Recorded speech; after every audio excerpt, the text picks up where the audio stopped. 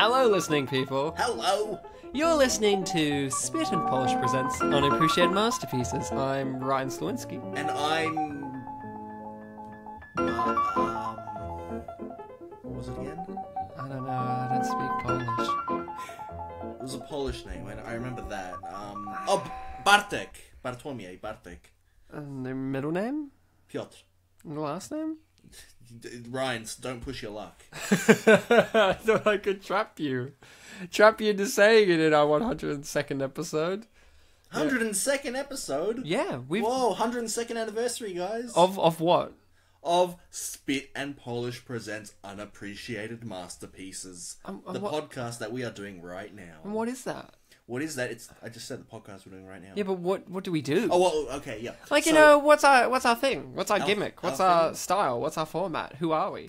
What's Okay, going on? so we're both Polish, and in order to get into that whole saying of like, oh, give something a spit in Polish, we also say that we always spit. Because... Hence, we are always spitting when we both happen to be Polish. Yep. It's not actually true, but, you know. We are always spitting because saliva exists to speak. We're all salivating, so we should call it salivating in Polish. You're right. I misnamed this show, yeah. But that's just the two of us. We are Spit and Polish presents Unappreciated Masterpieces, the show that we're doing right now where we find the titular thing, unappreciated masterpieces, and talk about them feature-length commentary. Oh. Unappreciated masterpieces are films that you may have forgotten or never knew because society is a shit. Society is a shit? Mm-hmm. Why is it a shit? Because they're not giving the films that are unappreciated masterpieces the recognition that they deserve. They are forcing them to be unappreciated instead of just plain masterpieces. So that's why society's a shit. Is a shit. Is a shit. So it's not due to, I don't know, racial bigotry, sexism, financial instability, hunger, you know, we've done homelessness. We've done films about all of those things, Ryan, I'm sure. And you're right. Those films, and they were unappreciated. You know. Guess Who? What was the second thing you said? I think I said sexism. Pootie sorority Tang. boys. So you're right. You're right. You're 100% right. We talk about these films, and you know we want to talk about them in a positive light because it's so easy to talk about films negatively. You know, those are the kind of things that it's just Phantom Menace. Why is it so bad? Here's my 9-part series. Like, that is a piece of art in itself. But, like, you know, like, it's so easy to be like, hey, this is shit, here's why.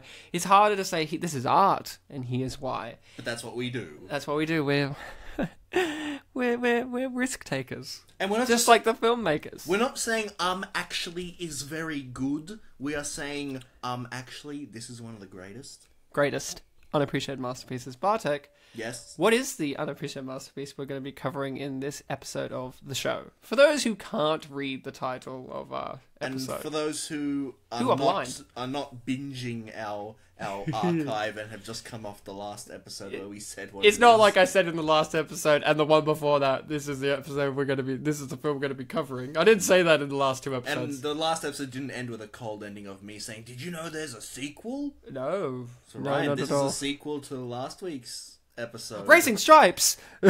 Today, you got a sequel? Listening people, we are doing 102 Dalmatyńczyki.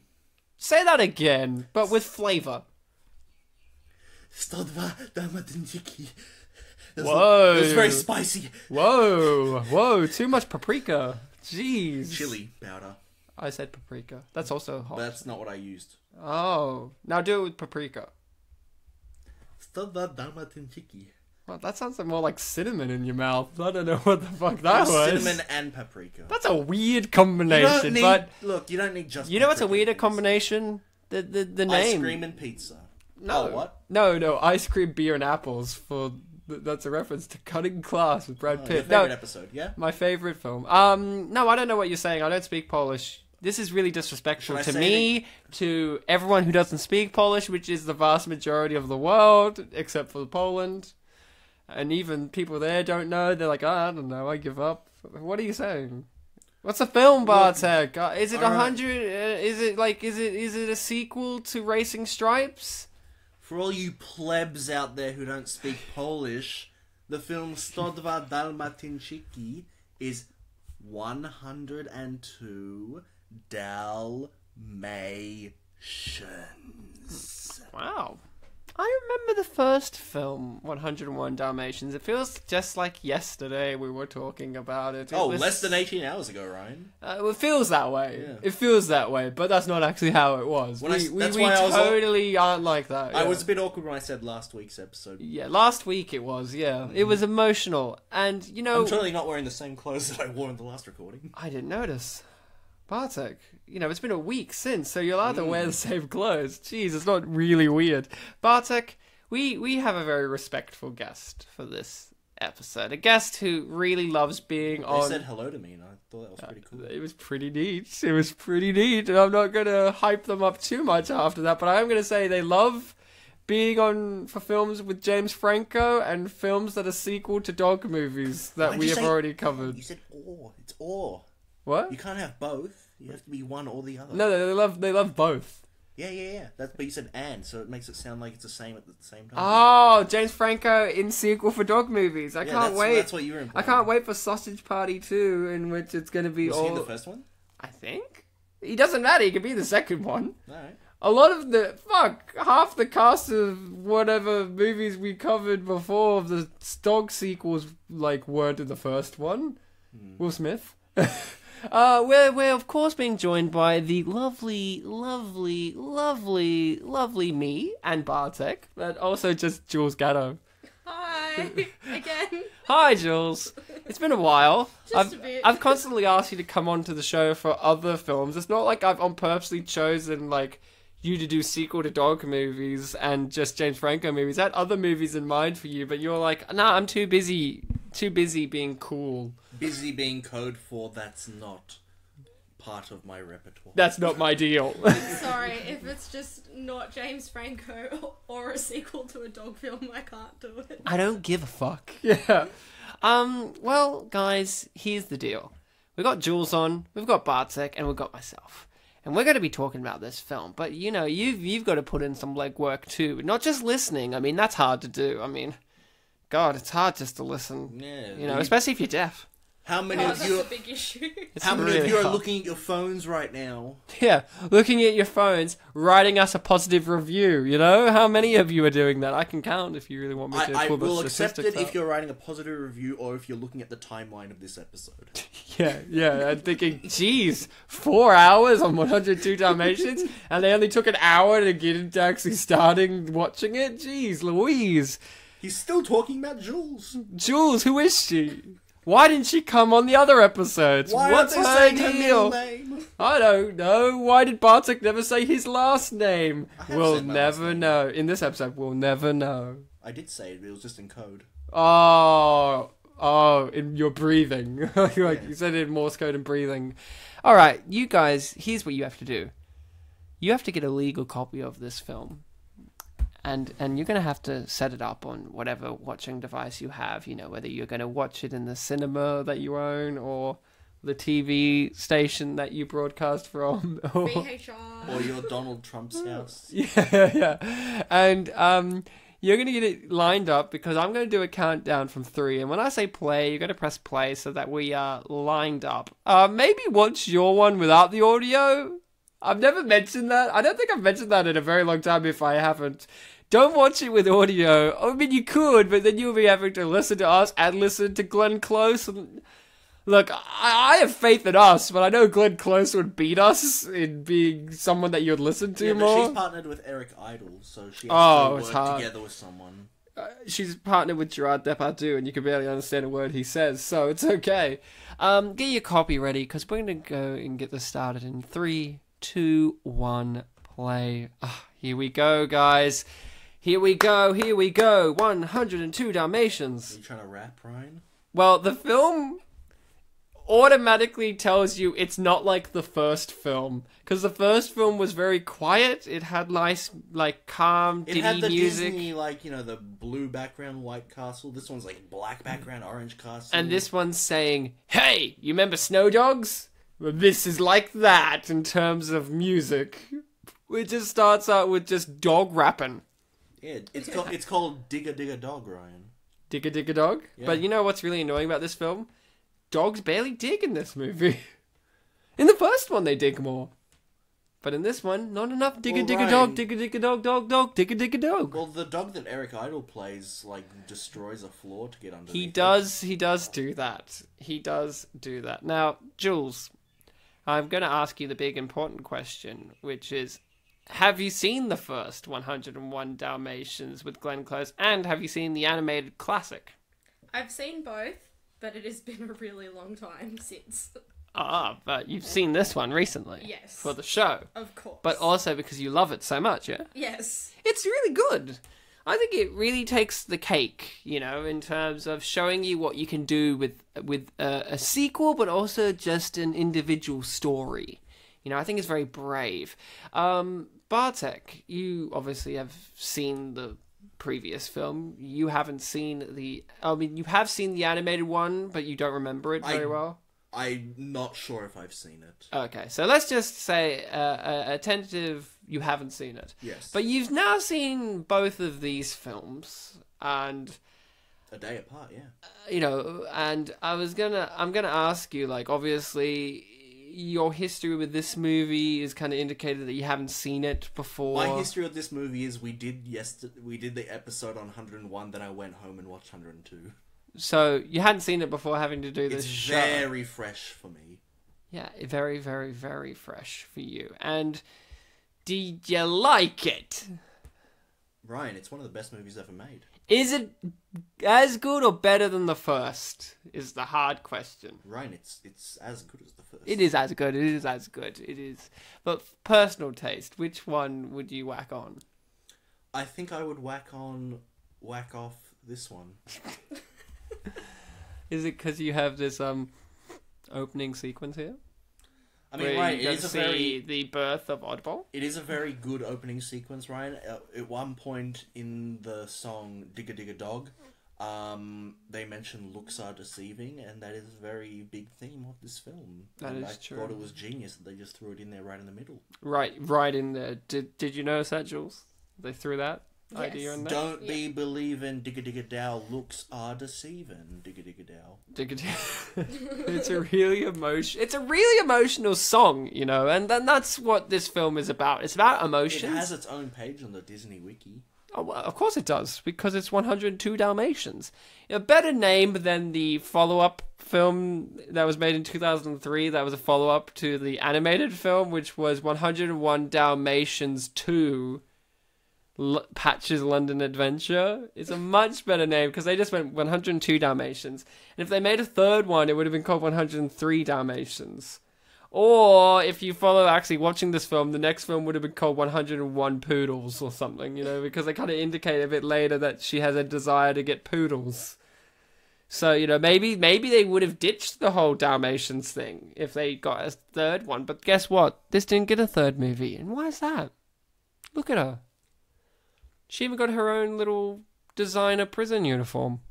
She looks like a Chanel uniform, which is cute. Yeah. Would you wear that, Jules? You're a woman of fashion. Time and place. Time and place? Time and place, but not Time and every place? day. What, a wedding? Sure. Your wedding? Mime concert. A mime concert? Where would you wear this outfit, Bartek? A mime concert. That's it? Would you wear it to court with your diamond-encrusted handcuffs, Well, which if she I'm a does prisoner, have? I'd have to. Oh, yeah. I mean, do you? I mean, if I was in America, I'd be wearing like an orange Do jumpsuit. you still right? wear your prison clothes when you're in court? Well, you have to, Ryan. You're a prisoner. Do you? Are you not watching the film? Well, technically you're a prisoner, I guess. You're right. You nailed me there. I'm the fool. I was gonna say she got a lot of rights considering she got to wear makeup. She somehow managed to bedazzle. Oh, it's because she got into an asylum, not a prison, so that's okay. That's my favorite outfit, by the way, that she wears in the entire film. Her nun type outfit that she's got on. It's definitely the one I remember the most. It is spectacular. Did you know Glenn Close has in her contract for every film that she gets to keep the costumes after? Really? Yeah, in every film. that she's ever done. She gets to keep the costumes, and boy, wouldn't you if you were her and you did these movies. I would just love to see her wear these just at red carpets and just not say anything about, like, people would be like, oh my god, is there going to be a new 101 Dalmatians with you? And she would just be like, no, I'm just Glenn Close and I can do whatever I want. And you're like, you're right. She's like the Bette Midler of her era, other than Bette Midler, because Bette Midler exists as well. It's like her and Bette Midler. I'd watch a cartoon show like the Jackie Chan adventures of them going on adventures, where they're trying to revitalize their iconic Disney characters. Get all their Chinese stones. Yes. No. They're trying to get all their costumes from their famous films. So for Glenn Close, it would be the 101 Dalmatian movies, and for Bette Midler, it would be Hocus Pocus. It's like they're trying to get them. Does she have like an old Asian uncle? Who? Glenn Close? Yeah, in the Jackie Chan Adventures equivalent. Oh, well, yeah, of course, it'd be Jackie Chan. Give uncle a hug. Who would know if you had to cast an old Asian uncle? Who would you cast? Pat Morita's dead, so I can't do him. How about someone that's been on the show before? Oh, Jack Chan? No. No? No.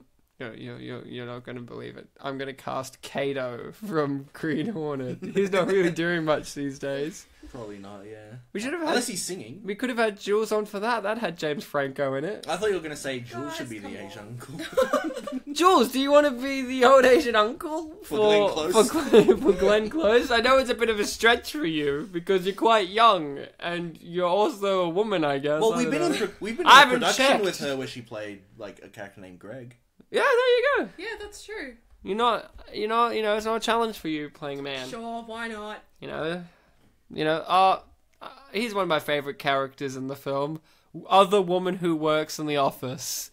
Yeah. She had a sass to her. The nanny equivalent of this film, did we see her display super strength? Well, we see her play a fighting game. No. And we were talking about fighting games in the episode yesterday. So, that's true. Now, I had seen this movie before. I think I had seen this one in the cinema. I wasn't too sure if it was this one or the first one, but I'm going to assume this one because I was older. I would have been like... Seven. It was 2000. 2000, yeah. So I would have remembered this one more, probably. Oh, look, get it like a dog. Like this, too. Have you ever been in a tug of war with your mouth before? Ryan, when I saw this scene, I'm like, oh, this is going to be like, a normal thing. And now that we're watching it in the episode, I'm like, I forgot about this. This is how we're introduced to one of our main characters. In the first film, we get introduced to Jeff Daniels sitting on a fucking bench reading a paper. Yeah, this is our Jeff Daniels equivalent. Yeah, except for his English. Yeah. Except Jeff Daniels. But he's still in London. Oh, yeah. But does he ride on a bicycle at any point? He rides in a police car. Very different to a bicycle. Yeah. Now, but he gets to bring his animals along, so it's the same thing. The great thing about this type of sequel is it doesn't necessarily rely on you having seen the first one. Like, it does on a level, like, to understand Cruella Deville's been in prison before, but it doesn't... There's 3 returning characters, I think. There's Glenn Close. There's Glenn Close, there's, Tim... What's his name? Tim McInnerny, and there's technically Dipstick. The dog, yeah. I never thought we heard Dipstick's name in the first film. No, we did. His thing was that he had a black tail. Oh, yeah, you're totally right about this. He was the one that I think Cruella was gonna stab with the pitchfork. Oh, yeah, because she's Satan. I made a joke on our previous episode that Jeff Daniels does an amazing performance in this film. Just joking that the main characters from the previous film do not return. Yeah, I believe you. I was like, yeah, that's fair enough. I can't wait for Jeff Daniels' Oscar-winning performance in 102 Dalmatians, and then he doesn't turn up. I'm pretty sure that this Weasley little guy's in Game of Thrones. I'm pretty sure he seems like someone... As the same character? Actually, now that you say that, I feel like you're right. I think he is. No, Bartek, you're actually kind of on the nose there. If I'm right about this, in Game of Thrones they have the Wall where criminals and people get sent to be the Night's Watch, and I think he's one of the dumbass guys that is one of Jon Snow's dumbass friends. Okay. At the Wall, and I think he's like a thief who gets sent to do basically the equivalent of probation work, but for life. So yes, if this character was eternal redemption, arc. Forced labor, yeah. So if this character was in the Game of Thrones universe, it's basically the same character, and I think it is. I like how you were saying if this character, and I was looking at the parrot. Yeah, if Waddlesworth... Well, in Game of Thrones, there are birds that can get taken over by one cripple kid, so, I'm not saying that Bran from Game of Thrones is controlling Eric Idle's voice to voice a parrot, but I'm not seeing any evidence otherwise. It sounds to me like Game of Thrones is a really silly show. Maybe we should stick to Unappreciated masterpieces. He's one of my favourite characters, by the way. What's the term? Landlord. No, he's a landlord? I don't know, he's evicting them from the property. I don't know what he is. He's an evictor, then. Yeah, his big brother. You're evicted. No. His real name is E. Victor. Now, I don't know if we know this gentleman. The parrot? No, it was on screen. The evicted man. The evictor man. I was like, saw him and I went, I know that voice. And for a split second, I thought it was Baldric from Blackadder. No, Tony Robinson. Because he looked like it with a big mustache and the bally head. But then I looked him up and I was like, oh. Because when I know actors, I usually know them from their voices. And this guy has a very specific type of British Cockney-esque type of voice. I was like, who is this guy? And he's in Hot Fuzz as George Merchant, the guy whose house gets exploded in the film because his house ruins the rustic aesthetic of the town. And I remembered him because of that, because in that film he plays a drunk and his voice is loud and over the top, and in this film he plays like a posh guy, but he's not posh at all. And I was just like, who is this guy? And then it made me really appreciate the fact that this film really allows British character actors to turn up, which was a weakness of the first film, because in the first film you had Percy from Blackadder in like 2 scenes, and in this film they get his character, and he's like a mainstay character, like he's Cruella Deville's right-hand man. Yeah, he has an arc. Yeah, he's the villain that has an arc. Yeah, he's great. But he gets the second chance, I guess you could say. Everyone gets a second chance in this film, but do they redeem themselves, Jules? Do people redeem themselves for their horrendous acts? Well, like in general or in this film? In this film. Because this film is all about second chances, hence his dog...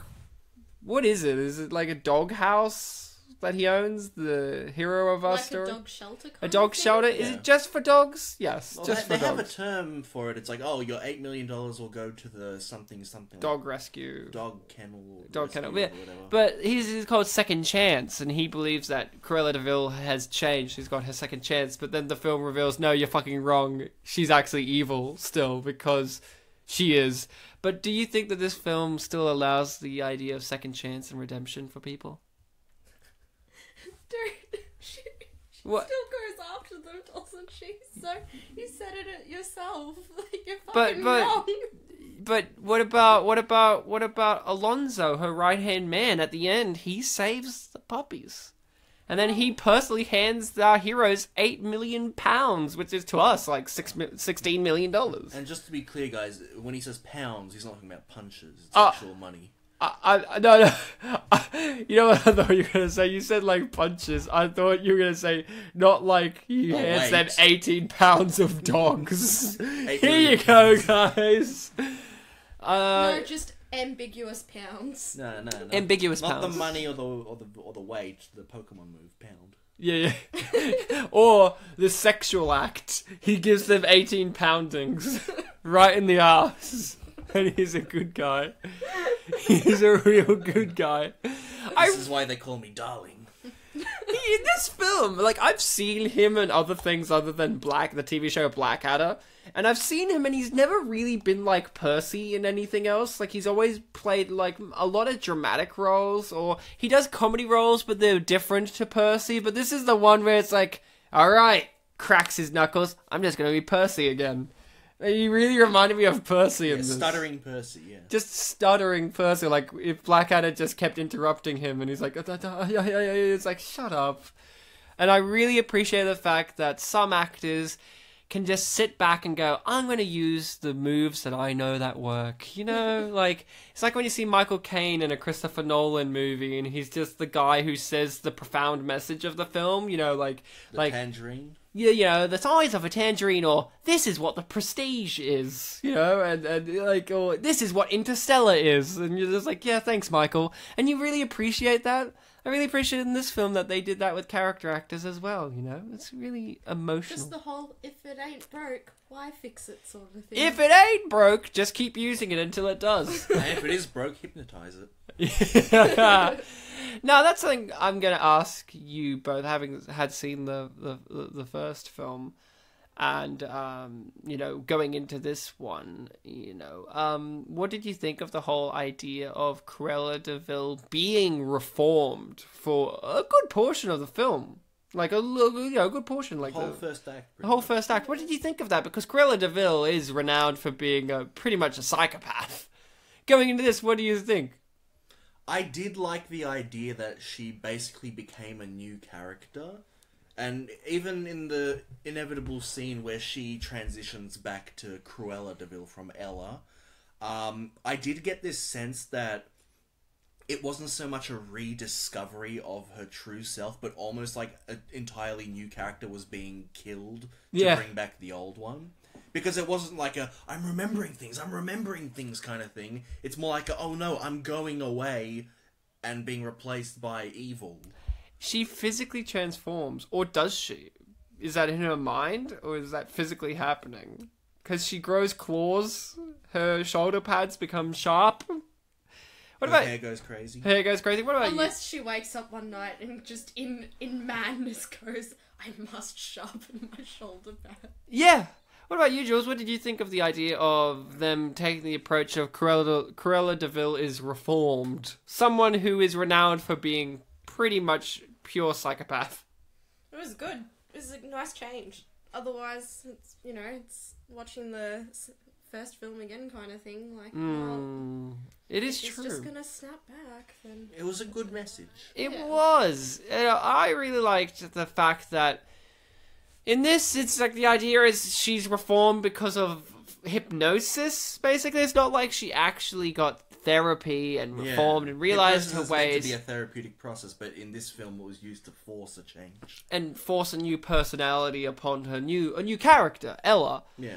And then that character, like you said, dies on a level and she becomes evil. But the thing I really liked is the little touch of, in another film, it could be so easy for them to have her not remember what it was like being Ella. Like she wasn't actively herself. Like, she could have been like, oh, I don't, you know, like, and then just go back to being Cruella and being like how she was in the first film, which was insanely over the top with no restraint, no actual deviousness to her, no duplicity. It's kind of like...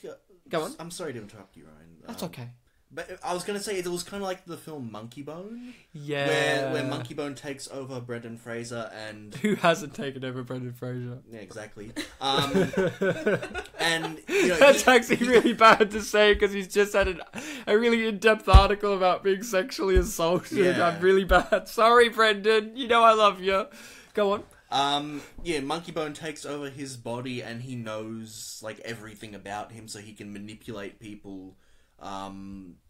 you know, because he is, for all intents and purposes, Brendan Fraser now. Yeah, he's a figment of his brain. So in here we have Cruella looking at, oh, Ella's built a really good reputation for me. I need to take advantage of it rather than just go back to my old ways, especially since I know what the stakes are. And I know who my villains are for her story, because in the first one, she didn't realize that Jeff Daniels and the dogs were going to actually be a challenge against her. In this film, she's like, I have a probation officer, I have this dog guy, I have the actual dogs. I have a guy who I could stick a motive on. Yeah, who she insists on telling, it's not you, by the way. Like she's like, I believe that Alonzo is that person, but she actually goes, it's not you, Alonzo.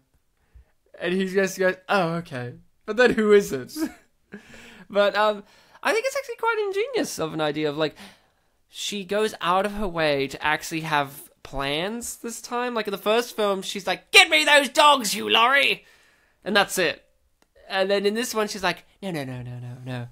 I'll frame people, and I'll invite people to dinners and lock them in my underground facility where it's a door shaped like an Iron Maiden, and I'll run this off like this dog shelter, and I'm going to trick people into thinking that I'm saving the dogs, and I'm going to work with the male equivalent of myself, who's French, and I'm going to make it a hooded outfit now. It's like all these, like, building upon the nuance of the villain, because we've seen other movies where they bring the villain back and it's just the same old story again, and it feels like they haven't learned anything. It's like, dude, that didn't work the first time. Why are you doing it again? Dude, let go of the Death Star. It didn't work the other 3 times. Stop fucking doing it. But in this, it's kind of like, no, she goes out of her way, and it only really is like that because they constructed Ella first as a narrative device. Like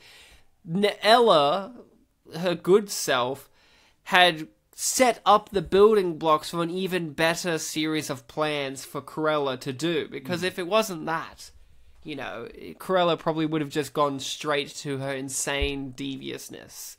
But it's like creating a nuclear bunker where, like, you'll be perfectly safe in there from all the danger of the outside world, but then there's an evil person in there. It's like, you've built a safe haven, but something's corrupted it from within. You know what this is like? I don't know if you guys have watched or read A Clockwork Orange.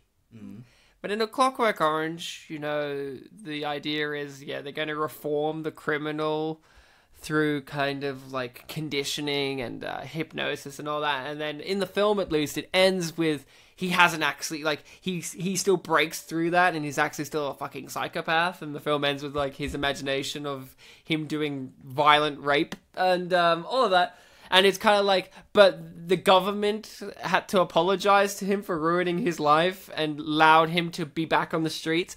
It's kind of like if the end of that film continued on and he built upon doing evil things but under the guise that he was reformed. That's what she's doing. It's kind of like weird that a children's film has similarities to A Clockwork Orange. Ryan, that's all I gotta say. Would you watch the documentary What Makes Big Ben Tick, which supposedly Part 3?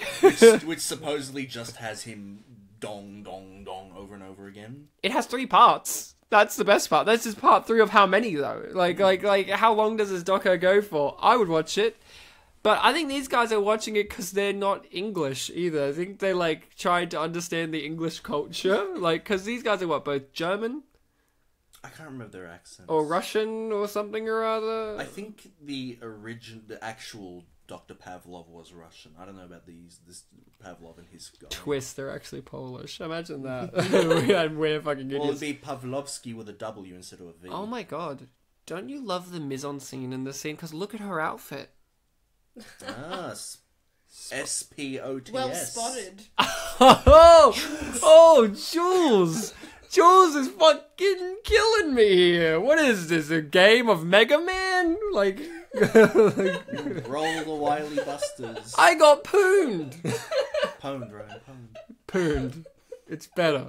But Ryan, that's like, and then just repeat the conversation from the last week. Yeah, from last episode. Yeah. It's like, well, it's like Jamaican. I think that's a Russell Peters bit. No, it's what did you say? Dude, where's my car? It's a dude, where's my car? I don't remember that. I'm I've wrong seen it about a million times. Jules. did you, other than Cruella Deville, did you have a favourite character? Human or animal? Yeah, you can choose animal if you want. Can I? Well, Waddlesworth is an animal. Cruella Deville is an animal. Get it? She acts cruel like an animal, but she's trying to kill animals because she hates them, but really she hates herself. And that's the message. Maybe she just doesn't like having a name attached to Ella. Like, who names their child Cruella? Well, she does even state, it sounds cruel. We did have the idea that her middle... Oh my gosh.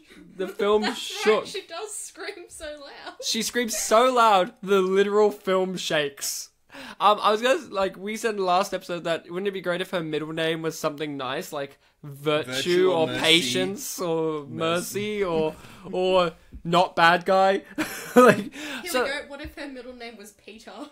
Yeah, Peter, like the organization. That's really good. That's really good. That's really good. I love that. Or, yeah, but Jules, you didn't answer. Who's your favorite character other than Cruella? You can't just pick her because it's so easy. Aww. Come on, give me all the characters that you loved. You know what? Why not Oddball? Why not this guy? The photocopy repairman who listens to music. Oh, you mean Oddball's dad? Imagine if that was it. So he's like, Dad's making himself with black spots. Maybe I'll do so too. One of my favourite little trivia points is someone in the production crew got to adopt this oddball that rolls across. Yeah, this specific one, they did mention that one of them was adopted by the trailers. Now, Jules, I did the maths on this. Now, this film was filmed in 1999 and released in 2000. That's to say the least. Now, the maths adding up that there's adult puppies, there's adult dogs and puppies. Now, it's been 19 years since the filming, so I'm going to be lenient and say 99% of the dogs are dead. There might be 1% chance that there's a dog that's like 20 years old, but I'm very much thinking that all the animals that you're watching right now No longer exist. dead. They are dead. They are so dead. I love the fact that her window, which is just a normal window, has soundproofing. Are any of the actors from either of these two films dead? Oh, that's a bold question. I'm imagining the older actors are. Joan Plowright, Nanny, Yeah. from the first film's dead. Okay, yeah. Wait, I'm dead wrong. She's still alive. I think she's still... husband's dead. She's still... Joan Plowright. She's still alive, but she stopped acting in 2008. I think she's alive. Fuck, I should have looked this up. She's the one that you said was married to Laurence Olivier, right? I think so. I can't remember. I think you're right. Yeah. Now, here's Bartek, I didn't get to ask you. Favorite character in this film that isn't Cruella Deville? I think I liked Alonzo quite a bit, actually, right? I liked Alonzo too. I mean, I know he's one of the returning characters, but in the first film... He wasn't really a character. He didn't get to was do just a much guy. outside of the first act. Like, he had less screen time than Ella, really, in Yeah. this film. Oh, much less. He had the exact same amount of screen time as the landlord, evictee guy. Yeah. And, you know, he's... Victor. Yeah, Victor. Let's just call him Vicky. Edward Victor. He has a name that's like Mr. Buttons or something. That's very British. It's so British. Here's my favourite thing. This film is so British, but they got Glenn Close, who's not British, to be Cruella. One of the goofs in the first film was, she says, have fries. In England, they call them chips. And I just thought of fucking Ringo Starr on The Simpsons. We call them chips. This is a great scene here. I saw a deleted scene of this film. Really? Was it this? What was it? It was her being taken... You remember in Blues Brothers how when John Belushi was being taken to the guy who's giving back his objects and stuff? Oh, yeah. It was her being led from her cell to that Oh, wow. And they had like a ton of things? guy. Yeah, and like the last thing he gave her was like a fur coat, and that was where she freaked out, and that was the establishing of like, she freaks out about fur. Now, here's I got to ask. Was it in continuity to the first film where they covered in shit? No, it was clean, I think. I don't think it was the clothes she wore in the climax. Now, that sequence there was very iconic. I remember all the trailers showing that, like, being like, Cruella, she's back, and it's like she's seeing spots everywhere, and she's like losing her fucking mind, and then you have like this kind of stuff where she looks like Satan, you know, like she looks like a demon, a cruel devil, yeah, and that sequence there is something I really commend the film on, because it goes out of its way to add this kind of surreal psychosis to the narrative. Because for me, I was saying this to Bartek just before we started recording, is for me that sequence there indicates that she's clearly a schizophrenic of some sort, because that's like, for me, my interpretation is that's how she kind of sees the world now in spots, Dalmatians, because they all react like they can't, like Percy here, Alonso, he keeps reacting like when she's talking, like he can't see this. Like he doesn't know this. This isn't actually literally happening. Like that's why I wonder, does she really grow these claws? Does she really grow, like, was that, or is this a psychosis in her mind? Like he could easily brush off and say, it's a Disney film for kids. It's just a bit of silly goofball fun, but no, come on, think about it. Is Cruella Deville actually just, suffering from mental illness? Ryan, I want to say, not to you, but shame on you to everyone who to this day are still talking about, was Harrison Ford a replicant? And all those other film theories, because the real film theory is this. Is Cruella Deville suffering from schizophrenia, and should we get her help? It's kind of like she's kind of like a Batman villain, you know how every Batman villain is just some poor person who's suffering from some kind of mental illness, and Batman punches them. What was the one we were talking about in the last episode? The bookworm. I think it's pretty brave to have your villain be someone who has schizophrenia. I don't know. Like, it seems like you could say that's very un-PC, but I don't know. I think it's pretty brave. You could probably expect that from like a GTA game, I'm sure, where everyone's kind of messed up. With the claws and everything, maybe that's just how she perceives herself now, and that's not actually what she's wearing, but because, if she's seeing the world with spots, why wouldn't she see herself with claws? That's true. She is a devil. Hey, does this guy have a cock or a pussy? Oh, Bartek, he is neither. It was a clever joke. Oh my god, you have to commend yourself. Like, just to let you know, it was a clever joke. You know what I like? Look, she's a dragon lady. Her outfit. Her Asian inflection of an outfit. Like, look at this. She looks like she's just come from like a Chinese New Year festival. I know what's going on with her in this scene. I like his little underling. I wish he was in the film more. Like, I wish him and Alonso, this guy, I wish him and Alonso were in scenes together and they could be like, I know exactly what it's like, you know? So not so much that they could be the new Hugh Laurie and Arthur Weasley. They could, because to me, Hugh Laurie and Arthur Weasley, the first film, kind of felt shoehorned in, because you already had Alonso exist. Like, you could have just had him do the kidnapping of the dogs and slapstick, and that's what they do with him in this movie. I also never noticed when he got injuries. Like, I think it's in this scene coming up. Like, no, not this scene. In one of the scenes later, he has his hand bandaged, and I'm like, well, when did he need that? Yeah, he, like, progresses through the film getting more, like, bandages and things and like injuries. Like, he gets his hands run over at one point. Jeez.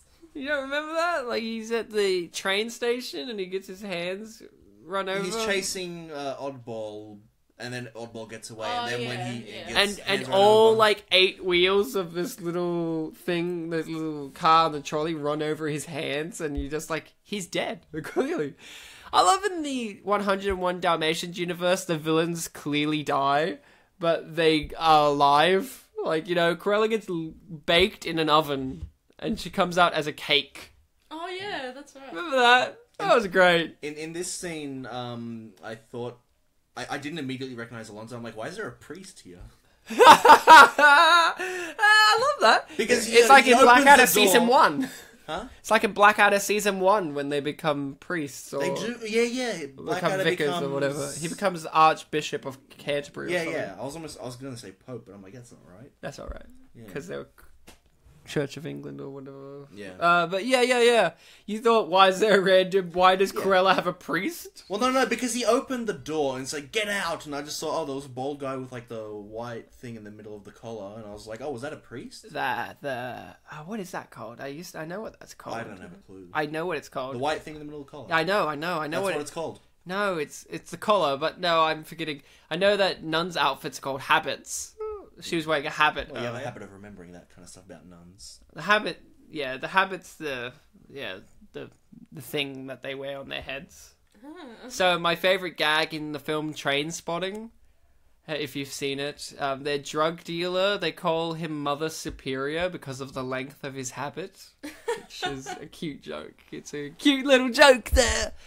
This film could have used some Trainspotting references if it already had the aquatic orange. It did. And I there's spotted spots it. on the There's spots dogs. literally all over London, according Not to this dog. He's an odd one. what the bird. I mean, him too. Yeah. He doesn't have spots. Oh wait, no, sorry. Oddball has a pink color, so it's a girl. Yeah, they say Oddball's a girl. Yeah, I know. Several times. I'm just sexist. Misgendering. Yeah. Transphobic. Okay, it's fine. It's 2000. No one cared yet. No one cared about gender equality or any of that. Jules. Just like Blue from Blue's Clues is actually a girl. Yeah. I remember that. I never watched Blue's Clues, but I loved Blue's Clues. I watched Bear in the House. What was that one? Bear in the Big Blue House? Yeah, Bear in the Big Blue House. I watched that. That was like that one. Like, for me, my kids' shows weren't those kidsy ones, except for like Play School when I was 4. And then Bear in the Big Blue House. But then my other kids' shows were like Rocko's Modern Life and Cat Dog and all those kind of weirder cartoons. The one weird cartoon that I really missed out on that I wish I saw more was Courage the Cowardly Dog. Oh, that was messed up. I used to watch that as a kid and go, same. I must know more, but why am I watching? I think it was just on another station when I was watching the other shows, and I just missed Courage, and I was just like, I knew I would like it, but I just never got a chance to watch it. You know, it's the one show as a kid that I never liked, but people will defend with their lives, is Hey Arnold. I just never got into Hey Arnold. I felt like it was too dry for me. Like, it wasn't funny enough for me. Like, it was too, like, dry humor for me. And I go back now and I watch it and I'm just like, nah, I'm still the same. I find Arnold boring, and he's, But he's got, like, a skirt. Or a kilt or something. It's, you know what it is, though, don't you? Oh, is this that thing from the Avengers that I didn't know what it was? The sporran? It's not a sporran. No. You know what it is? It's his 90s fashion. It's a flannel shirt wrapped really around shirt. his waist. Okay. Yeah, that's 90s fashion. He's in the grunge fashion. He's just casually wearing a skirt, and no one just has the heart to tell. Well, I've always thought it was a kilt, not yeah, because he is Scottish. Yeah. Hey, Art, here's his football head. I'm Arnold. Now, I asked Bartek this last episode, but Jules, I'm going to ask you. Do you have a dog, and are you a fan of dogs? I do have a dog. But you're not a fan of dogs. I hate them. He's a spoodle. A spoodle! So a cocker spaniel cross poodle. That's the I worst. hope Cruella doesn't come after him after this. She doesn't like mixed breeds. Yeah. I do like dogs. I also have a cat as well, so I can't be that person. Jules, you can't include yourself. No, I do. I have a cat and a dog. You can't include yourself because you are a cat. Your last name's Cat in Italian. I am a dog and a gatto. But I'm born in Year of the Dog. I can't be both, can I? Well, cat isn't one of the Chinese zodiacs. It isn't? No. No. But there you go, Jules. In But the there law, is a the cat, tiger, the isn't cat there? never made it to the party. Really? No. Because it was too lazy? Being obnoxious? I don't know if this is the law, but I think the mouse lied to it about the party. Oh, the rat. Yeah, the rat, sorry. The rat I was going to say there's no year of the mouse. I think the rat made it first to the party because it rode on, like, the bull or something. And then So what, the jumped bull off didn't in get the last first? minute. I didn't know this No, mythology. because it jumped off on the last minute. Like, Oh. literally rode the whole way there and just went, see ya, bye. I think the cock was pretty late, Ryan. Oh, So that's us, you know. yeah, the rooster fucked up again. So, I am going to ask, I've already said my favourite outfit. Did you guys have a favourite outfit that Cruella wore in this film? I think she needed to wear no outfits, Ryan. Whoa. Bartek. Jeez, I'm gonna tell Glenn Close that you said that, and she's gonna be very offended. And then I'll bow to her. The question is, does she think that she's spotty underneath? Who, Glenn? The actress? Yeah, the actress or the character of Cruella Deville? Cruella Deville. Does she think she has spots on herself? Yeah. I think so. We didn't get to see her look in a mirror. That would actually be interesting. You know, Ryan, if your theory is correct, that will kind of bring a new light to the line she said earlier where she's like, I see spots. Yeah. I see spots. Oh no, he sees them fighting and he's please don't do that, Gérard Depardieu. That's his real name, I can't get over it. Do you guys know Gérard Depardieu? I know his name, and I'm pretty sure I was like, oh, I know the name, I've seen him in things, but then when I looked at his filmography, I'm like, oh, I haven't really seen anything. Yeah, either have I. Well, Gérard Depardieu is a very famous French actor. He does have a slight connection with our show.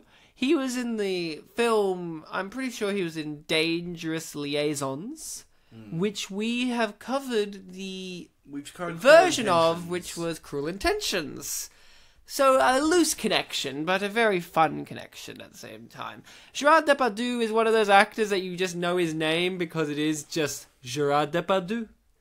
I know it specifically because Weird Al Yankovic references it in Genius in France, because he says he's more loved in France than Gérard Depardieu, and like that's an achievement, I guess.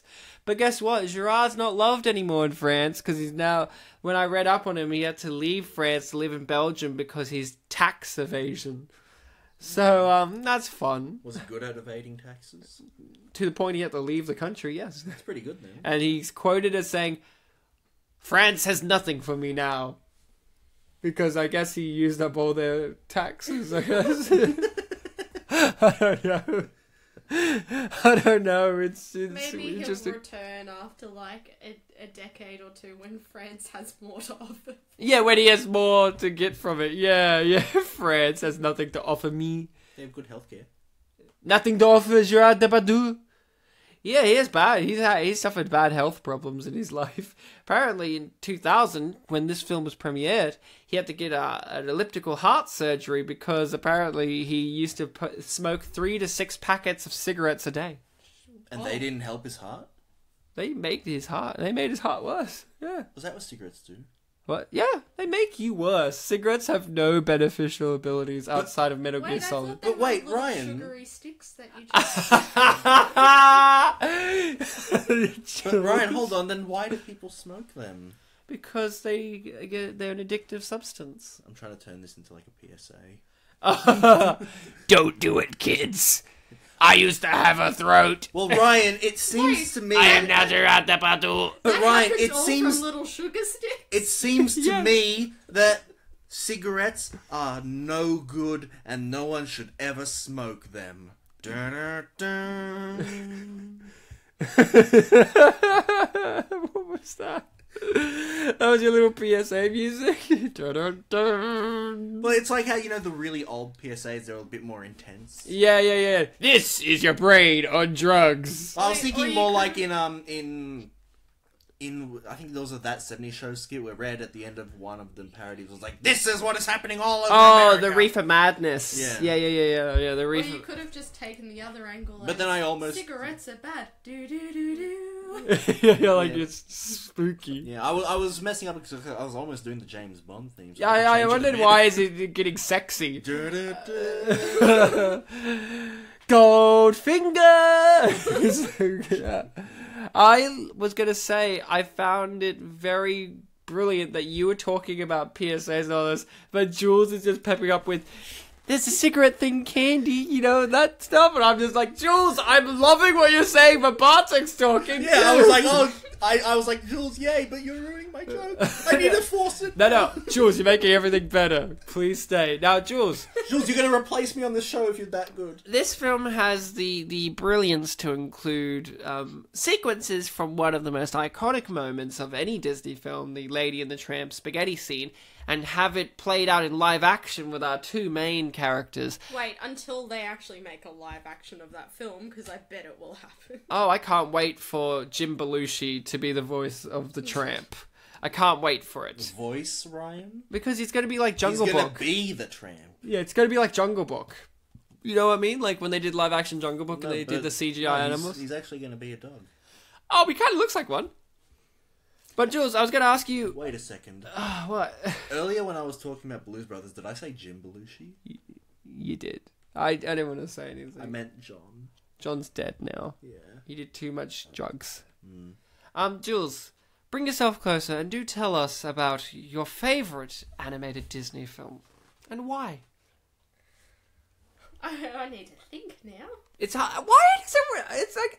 I asked this last episode. Like you, Ryan. No, but it's usually one of those things that it's like, you know, like, what's your favourite Disney film? Like, it's one of those classic questions that is an answerable question. You know what? For normies. I don't think you can go wrong with The Lion King. Lion King, you know, you need Jeremy Irons as Scar.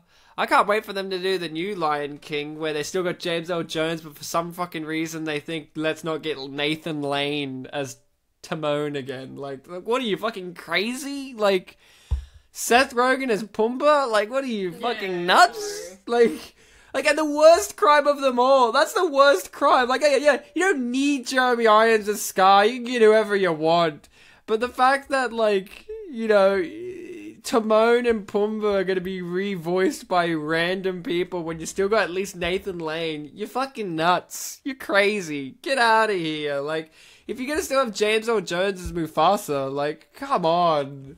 And, okay, I like the idea that they're getting John Oliver to be Zazu, but again, Rowan Atkinson's still alive, and he needs the money. Get him again.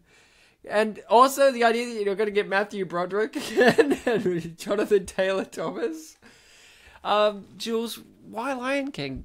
Everyone loves Lion King, but why Lion King? I don't know. I have a connection to it. I guess it was made it came out the year I was born. So. Oh really? Yeah.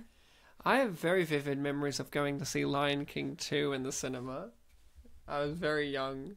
I had the Lion King 2 toys from Happy Meal toys, and I used to squeeze them and I loved them in preschool and whatever. Then I saw the second one, and I could not tell you what happens in that movie because I blocked it out of my mind. People defend the second Lion King, and people like the third Lion King. My girlfriend likes the third Lion King. You know, the one where it's Timon and Pumbaa telling you about their story that was happening during Lion King. It's like, here's what we were doing, and it's all about them. And I'm like, please no. Please stop. So, Lion King. Favorite... Do you have a favorite Disney song? Doesn't have to be from Lion King. It could be Digga Digga Dow. Digga Digga Dog, sorry. Or it could be the redoing of Cruella Deville's song, which is prominently in this film for one scene. Yeah. Where they repurpose the lyrics. I'm gonna say I like her recent one, and it would be "You're Welcome" from Moana. I knew Moana's good. Rocky Balboa or The Rock? Dwayne The Rocky Johnson. If I had to choose one from Moana, I'd have to choose Shiny. Shiny. I like the first song from Moana. What one's that one? The like coconut song. Singing about the island or something. Yeah, is that the one where they're like talking about coconuts and shit? Probably. If I had to choose a more recent one, it would still have to be I've Got Friends on the Other Side from The Princess Frog. Oh, yeah.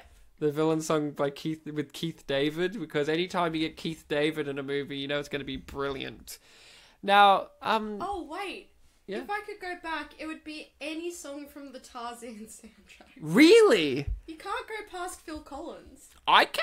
Oh, wow. Hey, I've seen Phil Collins on South Park, so, you know. Look, he's got a hand injury. When did he get this?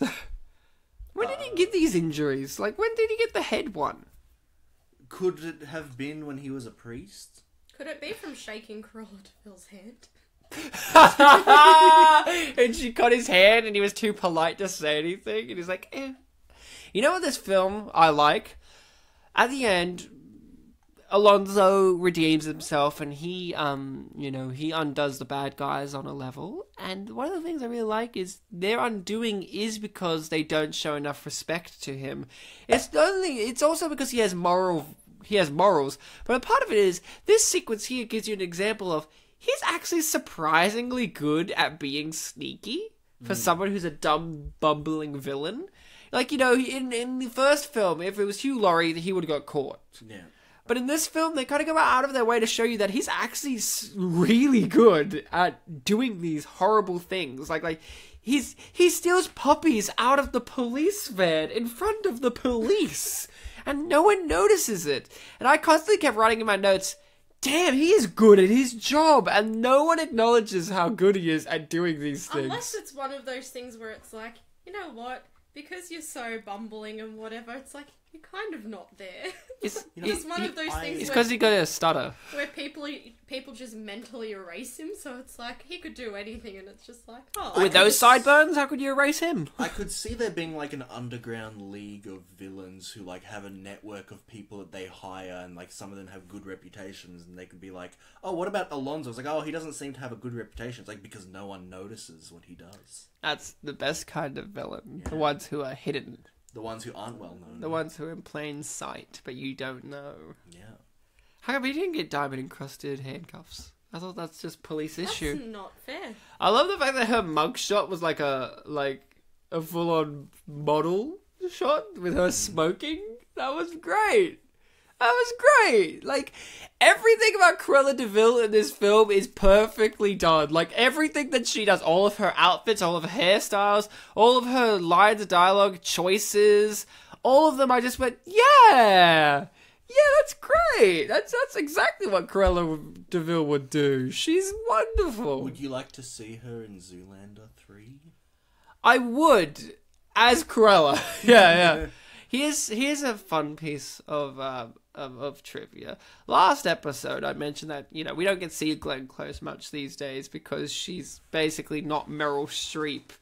Here's two pieces of fun trivia, actually. She's best friends with Meryl Streep and often gets confused for her, apparently. And also, she was in Guardians of the Galaxy. I forgot about that.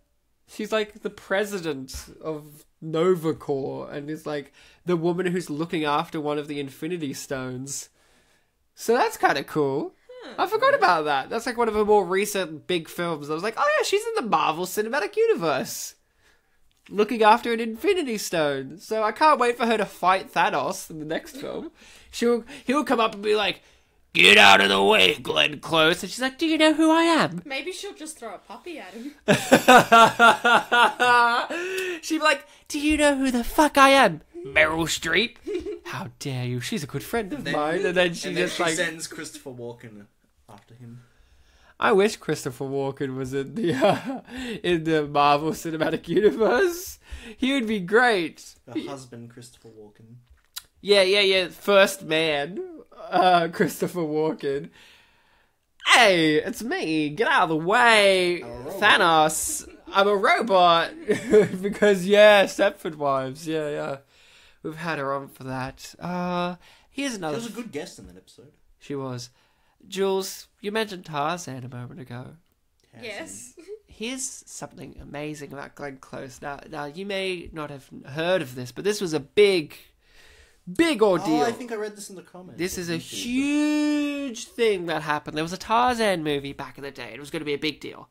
And it was the debut performance of Andie MacDowell, who's an actress that's in many things. She's in Groundhog Day with Bill Murray. She's the love interest.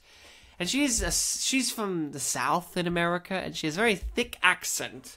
She was Jane in the Tarzan movie, and it was quite a big controversy because Glenn Close dubbed all of her lines because no one could understand her thick Southern accent. And it raised many questions of, is this right? Should they have done this? Is this fair to Andie MacDowell? But also, the biggest thing that people were saying was, why didn't they just simply get Glenn Close to be Jane? She was young enough, she was attractive enough, and she was very well known. Why didn't they just get her? And it's one of those things that's still discussed today. Like, why didn't they just get Glenn Close? You could argue that with a lot of things, though. That's very popular with any kind of Asian movie that they want to redub for Australia.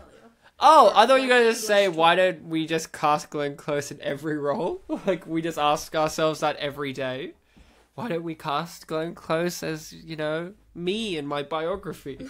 Why don't we cast Glenn Close as Jules in my biography film, What an outfit. She's really fashion-orientated more in this movie, I feel. The movie where we see less of her business. She has guards in clothes that match her style. She's trying to put up a good facade. Yeah, I mean, look, she doesn't look evil in this scene at all. What are you talking about? She has a Queen of Hearts vibe going on. Glenn Close would be great as the Queen of Hearts. Well, she rocks the jewel-toned hair, so sure. She would be great as everything. We just went over this. Glenn Close is fantastic. Our previous guest didn't know who Glenn Close was or any of her films. What about you, Jules? Other than 101, which you'd seen before, do you know Glenn Close? Well, now that you've made it aware to me that she's in Guardians of the Galaxy, I'm like, how did I miss that? How did you miss it? She's the president of Novacore. She's the one that's like, get them. Stop them. Please, help us, Peter Quill. You're our only saviour. Are you an angel? I would have loved her in the Star Wars prequels. As Little Annie? No, Queen Amidala. Ah, right. Yeah, and she died from a broken heart. But Anakin survives, lava, magma. Yeah, Getting his arm cut off. Getting fucking thrown across rooms. Everything. He survives everything except for, getting force lightninged in Return of the Jedi. He can't survive that. But oh no, you can't just put aside the broken heart. Nah. You know why? Because women are weak. Hey, we have to push out you guys. So. Yeah, but then, if your heart breaks, you're done. See, men in the Star Wars universe can live without hearts. Women, break their heart, they're dead. Dead on the spot. I would also argue that maybe if you snapped a Porg's neck in front of a woman, she'd probably die too. Instantly. And do they have necks? Porgs? Well, maybe just snap them in half, because I reckon it all just runs. What's a porg? Then the new Star Wars movies, there's creepy little creatures that look like a mixture of like a pug and an owl, and a penguin, and a puffin. Were they in Force Awakens? No, they were in The Last Jedi. Okay, well, I don't know that. If you saw a picture of them, you'd be like, oh, those things. Those creepy, gross things. The only reason Porgs are in there is because they filmed on this island native to puffins. And they had puffins, and it was easier to CGI over puffins with another creature than to digitally edit them out or just remove them from the frames when they filmed, because filming's hard. Have you made a film? No. Yeah, exactly. I've watched films, and I can tell you it's hard work. I mean, look at this shot here. That was amazing. Did you see it? It communicated so much because, again, in the animated film, the dogs talk. In this film... Ridiculous.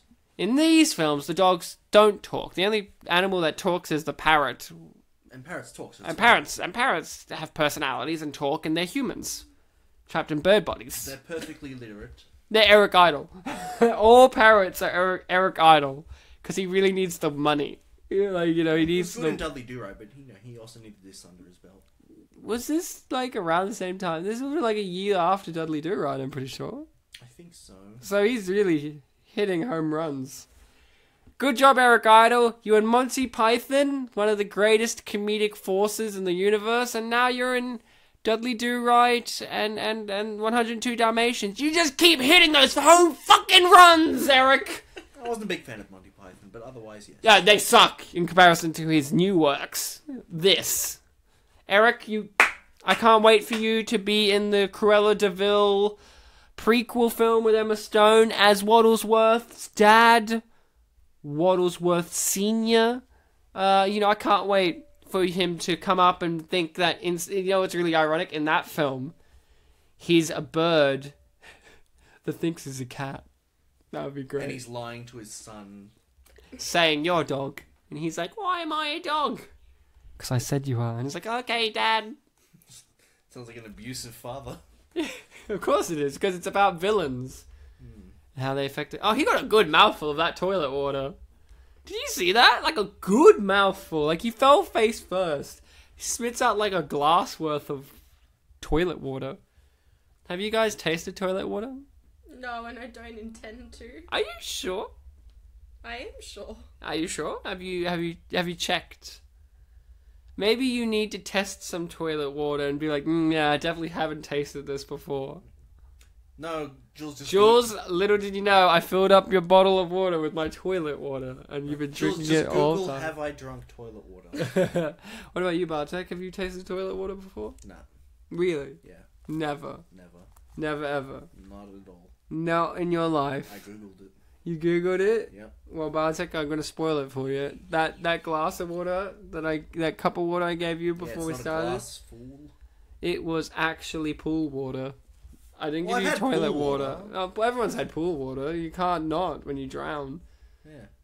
But you know what that means. Actually, now that you say that, I would argue that pool water could It's be worse. toilet water. It's worse. It's got chlorine. chlorine and wee. It's South Park covered this in an episode where it's like peeing in the pool. It's nothing but urine. Yeah, well, water park. Water park. It's the What only are you episode talking about? that It's makes me queasy. Band-Aid tea.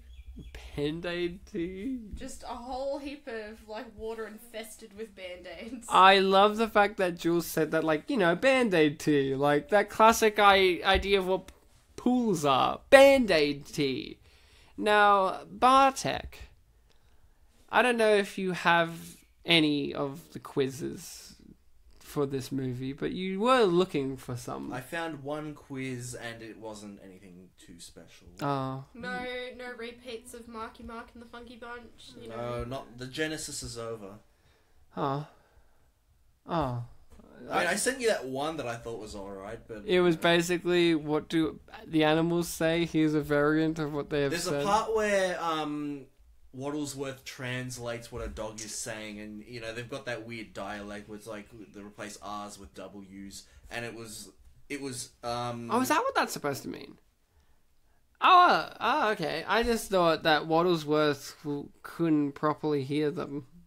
Oh, I just interpreted that that's him, the dogs aren't perfectly literate when translated. Oh, okay.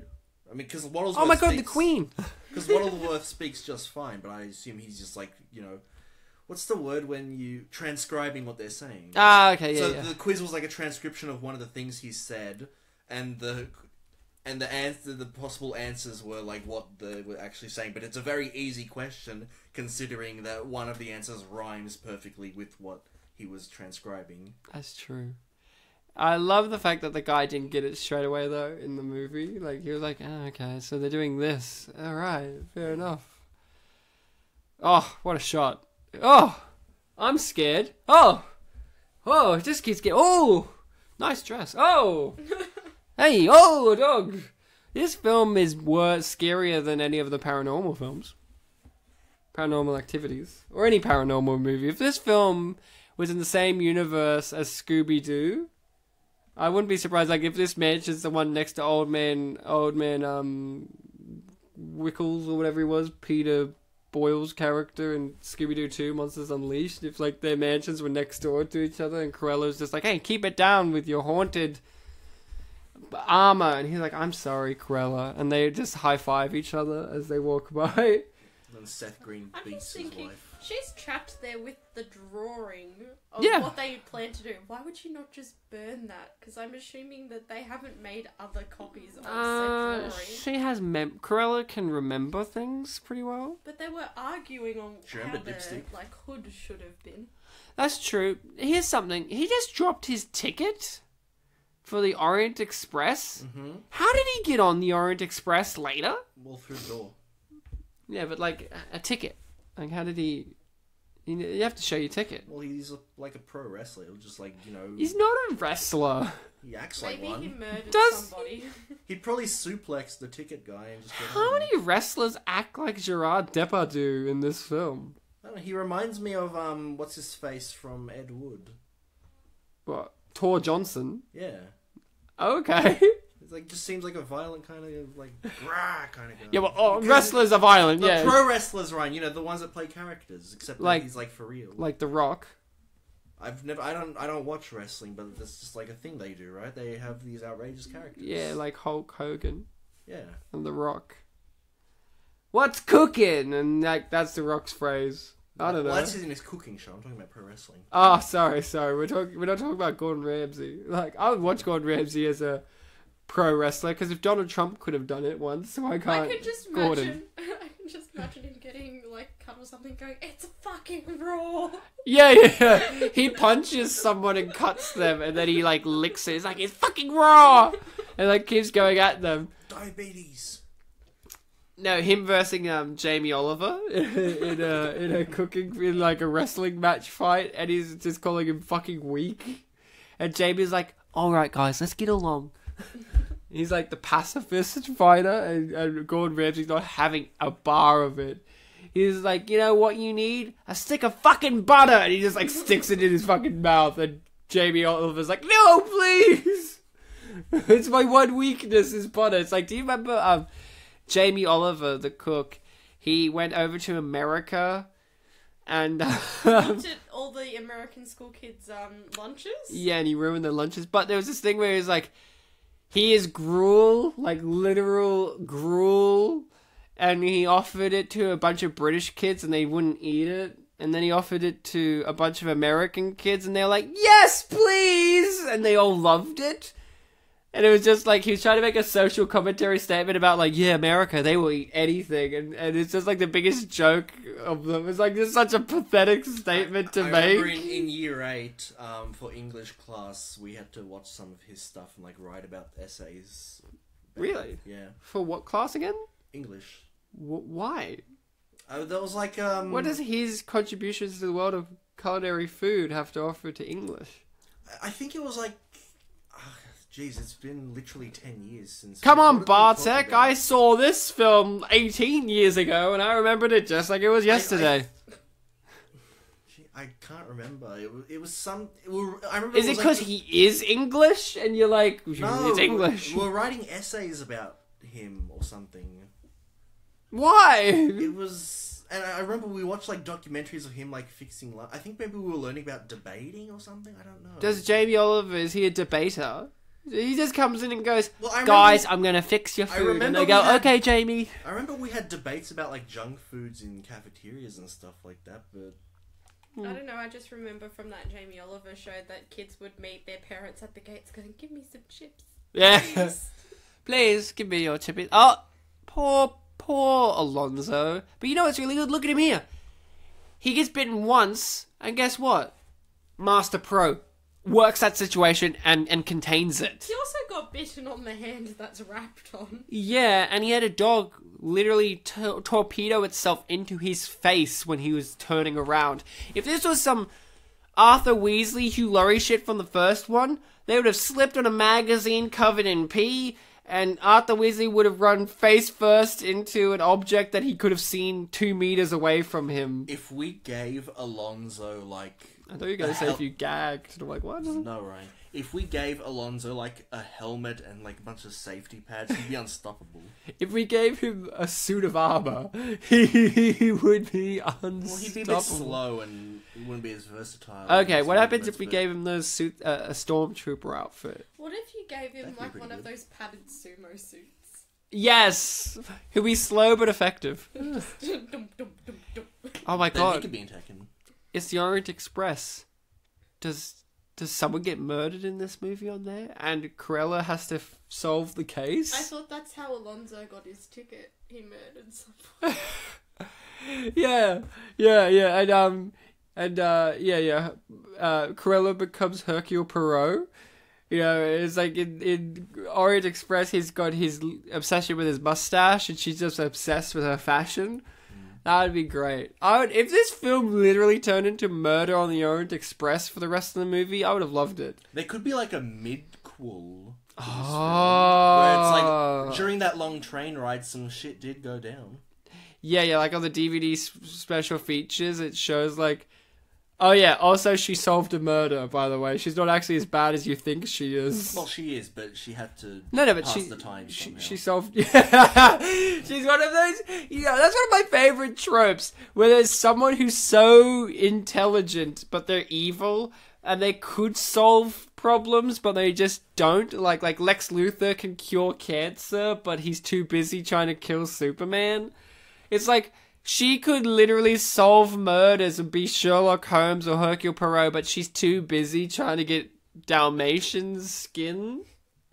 I love that. It's like, one of my favorites is Lex Luthor cures cancer only to then destroy the cure.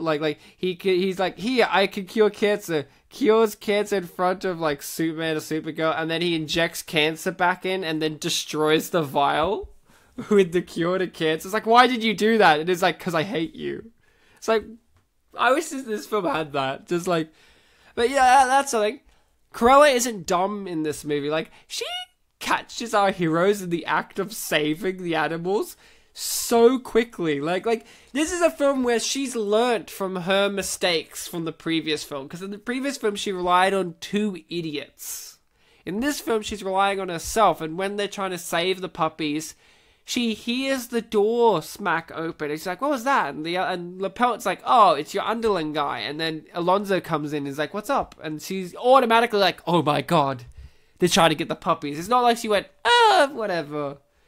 Which, she's learnt. Hey, when you get your hands run over, do you stick them in ice and the ice melts? When you get your hands run over, do they increase in heat? Well, Ryan, he's had a long day. He's boiling. It's gonna happen. He's boiling. He's at his boiling point. Mm-hmm. He's literally boiling. Yeah. That's why we don't see him these days. He turned into steam. So he's everywhere, technically. We're breathing him now. That's a really mean thing to say about his career. He boiled up and turned into steam. Why do you think so many people use the word darling, Ryan? I don't know. It's because of him, because he played Darling in Blackadder season 4. He's flying! Jules, did you see that coming? Did you see Waddlesworth flying as a thing in the third act? This was the first time he didn't fly. The second time... I'm sorry, I mistake. He's a dog, and dogs can fly. He's a retriever. Not a Rottweiler. What are you going to say about it? You can say... threes. The first time they tell him to fly, he doesn't. Second time, he doesn't. The third time, he does. He does? They don't even tell him, he just does it. Yeah. That's what we call... nature. I was going to say storytelling. It's called natural storytelling. See, I combined both of our elements. It's real life. Parrots think they're dogs, so they fly eventually. Yeah. There are some animals that actually do have that... They think that there's something else. They think there's something else. It's like, especially animals that are in captivity and they're raised with other animals. There's like that there's this one where it's like a tiger I think it's a tiger that got raised with like a dog, and it thinks it's a dog, and it is so cute because they gave it a dog because it was like the runt and it got rejected by its mother, so they gave it to a dog because they can actually get on with each other and like best friends, but it thinks it's a fucking dog. And they race each other, and of course the tiger wins. Yeah, because tigers are super. But here's the best part, the dog constantly tries to win. Doesn't give up because it's a dog. It doesn't give up. It has that relentless stupidity, which I love. That's what I love about dogs. Is, they can be cool and intelligent, but I just love this unwillingness to let their basic stupidity get in the way. It's something endearing about them. They turn around and they go, what's this thing? I must chase it. I'm like, oh, that's my tail. Okay, I'm going to still do it anyway. But I like when they realize that you've tricked them, like when you throw the ball but you haven't actually thrown it, and then they run after it, and then they realize that they come back to you like, you fuck. And then you do it again, and like, oh my god, you didn't betray me this time. And then they come back and like... You did it again, huh? Why would you ever do that to me? I'm your friend. I'm your friend! You own me! Now I'm gonna poon you right in the poop hole. This film did increase in the slapstick, though. Oh, Jules, this was your favourite scene, wasn't it? The one that they indicate that they're gonna murder poodles in the sequel? Oh, yeah. Reinventing the poodle skirt. That was a great line. I hope that Glenn Close came up with that. She saw these poodles and she's like, I'm going to reinvent the poodle skirt. Have you ever worn a poodle skirt? What do they look like? I can't think of what they are. It's Greece, isn't it? Like those big, like, tent-like skirts sort of things. Oh! Like tulle and... Did you say it's Grease? Yeah. Like the film? Yeah.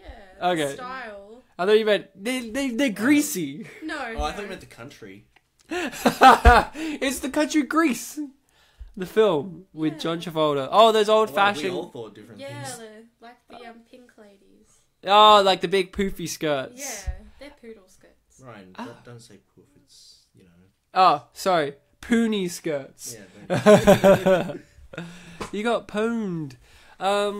Okay, that's what a poodle skirt is. I'm not into fashion of women. I'm into fashion of men. Oh, we get pockets, you don't. Oh, male privilege at it again. Yeah, fuck you and your pockets. Patriarchy strikes again. We are allowed to have pockets that are deep. And we're allowed to have pockets that are inside of coats. And we're allowed to have pockets. Yeah, I'd just like to say also, men had heels before us women. How did you guys get away with them and we can't? Well, you remember high heels were for butchers. You know that, right? I thought they were for horse riders. There were high heels for butchers at a point, so that they could walk around in all the guts and organs and shit and avoid getting blood all over their feet. Isn't that cute? Little butchers in stilettos. And he's like, what do you want? Offal. I'll get you offal. Clink, clink, clink, clink, clink. It's just Dr. Frankenfurter in a butcher's shop. Tim Curry working at a butcher's shop is my new obsession. I would love to watch that film. It's me, Tim Curry, and I'm going to give you a nice sausage. Nah. I love the fact that we grew up in an era which Tim Curry was an iconic voice of a cartoon character, and most people don't recognize it's him as Nigel Thornberry. Smashing. Smashing! Ah! And people make it a meme now, that like just Tim Curry, I mean Nigel Thornberry. This is a meme in itself, and I always smile and go, Tim Curry would be loving this. This is exactly something he wished would be a result of his performance. Also, just like Tim Curry, he's the best part of the whole thing. I don't like the Wild Thornberrys that much. Outside of him, he's great. Also, the fact that in the Wild Thornberrys, they got Flea from Red Hot Chili Peppers to be the voice of Donnie, with all the wild noises and shit. It's like, great! Oh yeah, there was a kid there. Yeah, the Wild Boy. Yeah. They have a whole fucking storyline based on where he came from. Well, it's kind of like in Cat Dog when they made a whole fucking storyline about where Cat Dog came from, and it was very underwhelming because you didn't really want to know. I was gonna say, like, Dave Grohl is the drummer Muppet Animal. Yes, that's true. And George Clooney, like we talked about in our previous episode, was the voice of a dog in South Park. Mm-hmm. Just barked. And, yeah, Conan Bryan, I believe, was also the cat. Mr. Kitty. My favourite South Park cameo ever, for some reason, is Robert Smith from The Cure as Robert Smith from The Cure. Like, they need someone to destroy Barbra Streisand, and they're like, we need Robert Smith from The Cure, and he's, like, over in LA or somewhere, and they call him, and he stopped doing what he's doing, he walks the entire distance, and they're like, oh my god, it's Robert Smith from The Cure. It's like, it is I. And he transforms into Mothra and defeats her, and then he transforms back into himself. He's like, my job here is done. And he's like, walks Was he voiced by the actual guy? Yeah. Yeah, okay. Yeah. And they just make a big deal just to have Stan or Kyle say, I love this album. And he's like, thanks. Because South Park are very transparent in the musicians that they love. Hence Primus does the fucking theme song. Mm-hmm. They still, I mean, yeah, the original theme song, obviously it's been remixed and redone a million times. I still like the original one. Of course you do, because Primus has a great sound. You should listen to them. I recommend Winona's Big Brown Beaver. They have a song called Winona's Big Brown Beaver. And oddly enough, Winona Ryder sued them because she thought it was about her. But the weirdest thing was, no one in the universe thought it was about Winona Ryder until Winona Ryder took them to court.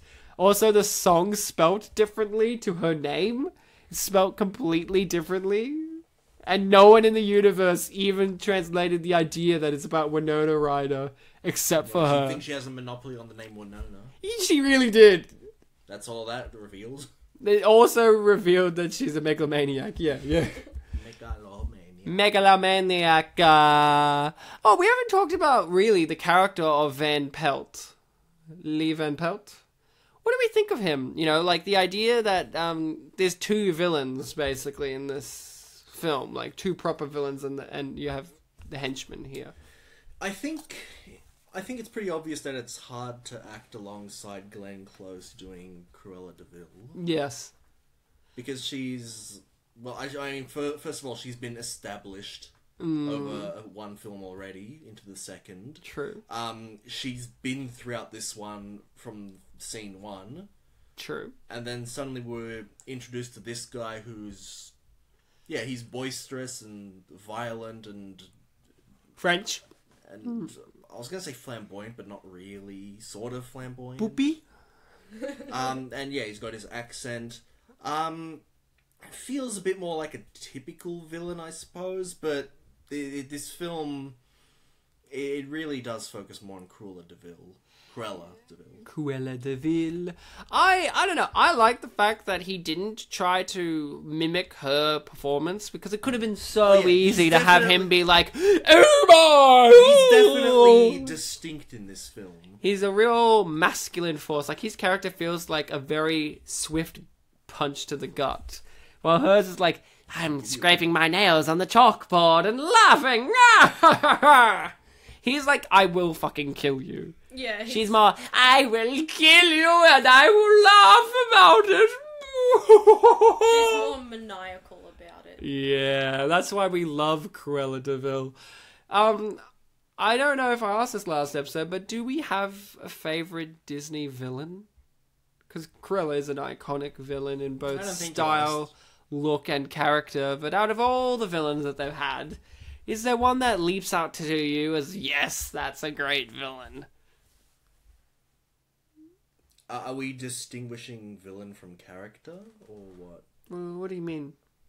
The character attributes itself to the villain, I guess, because some of the villains are great because of their character. Scar's great because of just how Jeremy Irons he is. But weren't you saying last episode that, like, Hades was a great character but not that much of a villain or something? No. The film sucks. Hercules, I don't like the film, but Hades is the best part. Like, and his villainous plan actually is alright, but it works also because of his characterization. Because originally he was going to be like Jafar. He was very Jafar, like Shakespearean villainy type. Yeah.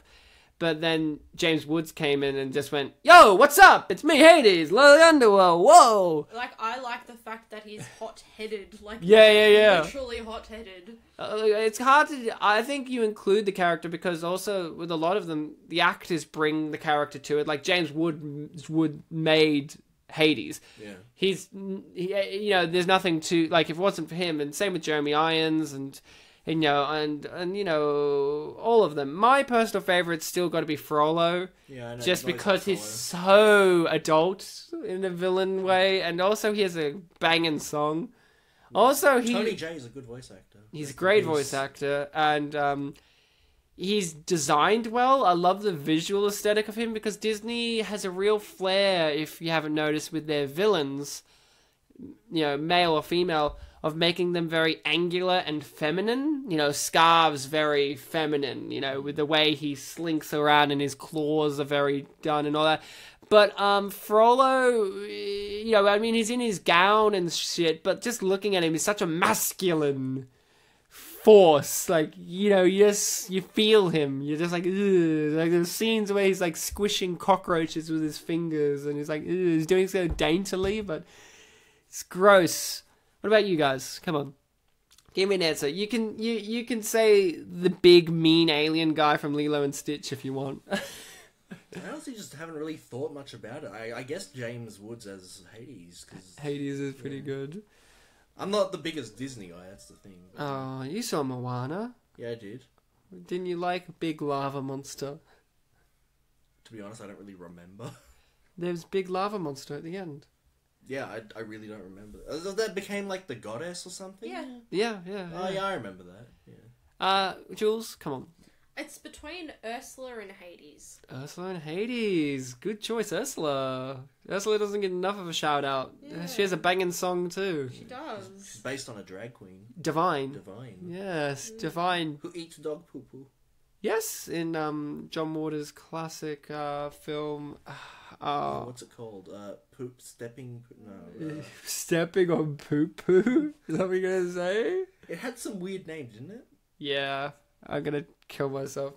Pink flamingos. That's it. Pink flamingos. Frollo. I'd Scar for me. Scar just has a. I don't know. I just love the irony that Scar actually gets everything he sets out to and then pisses it away in the wind. Yeah. Like, he's a fucking terrible king because he's lazy as all hell. Like, once he gets what he wants, he just makes Rowan Atkinson sing to him. That's all he does. He lets everything die. The crops and the hyenas get pissed off because he doesn't feed them. I just love that. Like, I love that little thing because it could have been so easy to have him be like, he gets what he wants and everything's run evil. Except, no, it's not. He's just run into the ground because he doesn't actually care. It's all like title. That's all he wants. Wasn't Captain Hook also a pretty decent villain? Yeah. Yeah, but it's hard because Captain Hook's hard because Dustin Hoffman portrays him in the live action version of Hook and he's just so much better than the cartoon version. But yeah, I mean, you know, you got the other classics, like, you know, you gotta love Maleficent. You've also gotta love Cruella. I also liked, I liked, what's his name, Keith David and Princess and the Frog. He was the best part of Princess and the Frog. Princess and the Frog is a bit of a messy film, but he's so fucking good in it. I know barely anything about it. Really? Well, I haven't seen it, so yeah. Bummer, man. Major bummer. You're a bum. Disney's first black princess. You're just dodging it. How could you? Well, you know, I'm not the biggest fan of blacks. Oh. Jules mild whore. like she didn't want to get too offended about it, but like enough. Jules, are you black? I'm sorry. No. She's like, I agree, but I have to pretend that I'm oohing about it. Like, ooh. I'm kidding. We're not racists here, except for Bartek, who shows his true colours. Look, I mean, what's so good about them, you know? Fuck. I don't know where you're going to go with this. Bartek! Yeah? It's time for persecution of yourself. Go! Me specifically or Polish? Well, you've already started rolling the ball and persecuting yourself here. Am I meant to, like, say shame on me or something? Yeah, sure, why not? Bartek, stop it! Don't do that. Okay, I won't. Blacks are actually pretty cool. Thanks. I can't wait for the feedback we're going to get from everyone. That's the thing, Ryan. No one gives us feedback. Yes, they do. There's someone who was like, Almost this as is good almost as as good as bangers and mash. She gets literally turned into a cake here, and I really love the fact that at first you think, oh, those are candles. How did they get them on there? But then you realize, no, it's her flaming headpiece or her headpiece. And it looks like a demon spawning out of it. Now, I love that her makeup's still pretty good. It's still pretty good, considering that she got dipped in liquids and baked. Yeah. Well, Ryan, some makeup are liquid.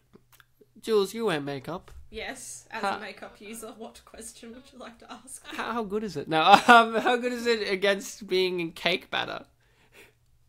Oh, it's highly debatable, but considering if you're getting baked, you're probably sweating a lot, so it's probably going to come off. Are you sure? Yes, so the fact that it stayed on like that, I'm impressed. Like, I want to know what she's using. Is she the Joker? Maybe it's like like that's her chemical skin. Could it be that in the production of this film they didn't actually bake her?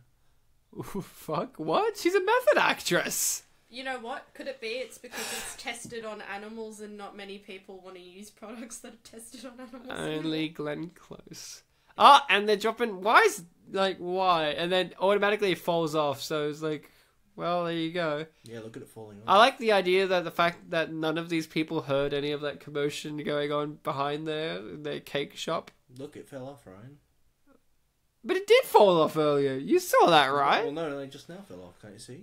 Yes, I see. I like the fact that the cake only smushed. It didn't break. It's just smushed. Which is nice. You know, it could have been so easy for them to be like, and the cake smashes in half. But no, they just smush. And look, She's already determined that she's already got a new plan. I want to know what her new plan was. We never got to find out, which is disappointing. She was just happy she could make like a relevant pun. What do you think her plan would have been? Her name is Cruella. That's what I think. Good job. Thank you. I was going to ask, what do you think? Have I redeemed myself from not caring about Princess and the Frog? No. I saw Black Panther. Well, that redeemed nothing. I knew a black guy in school. Is that also a good defense? Did you? Yeah. What was his name? Daniel Chakwan. I'm not joking. I'm friends with him on Facebook. What did he chuck?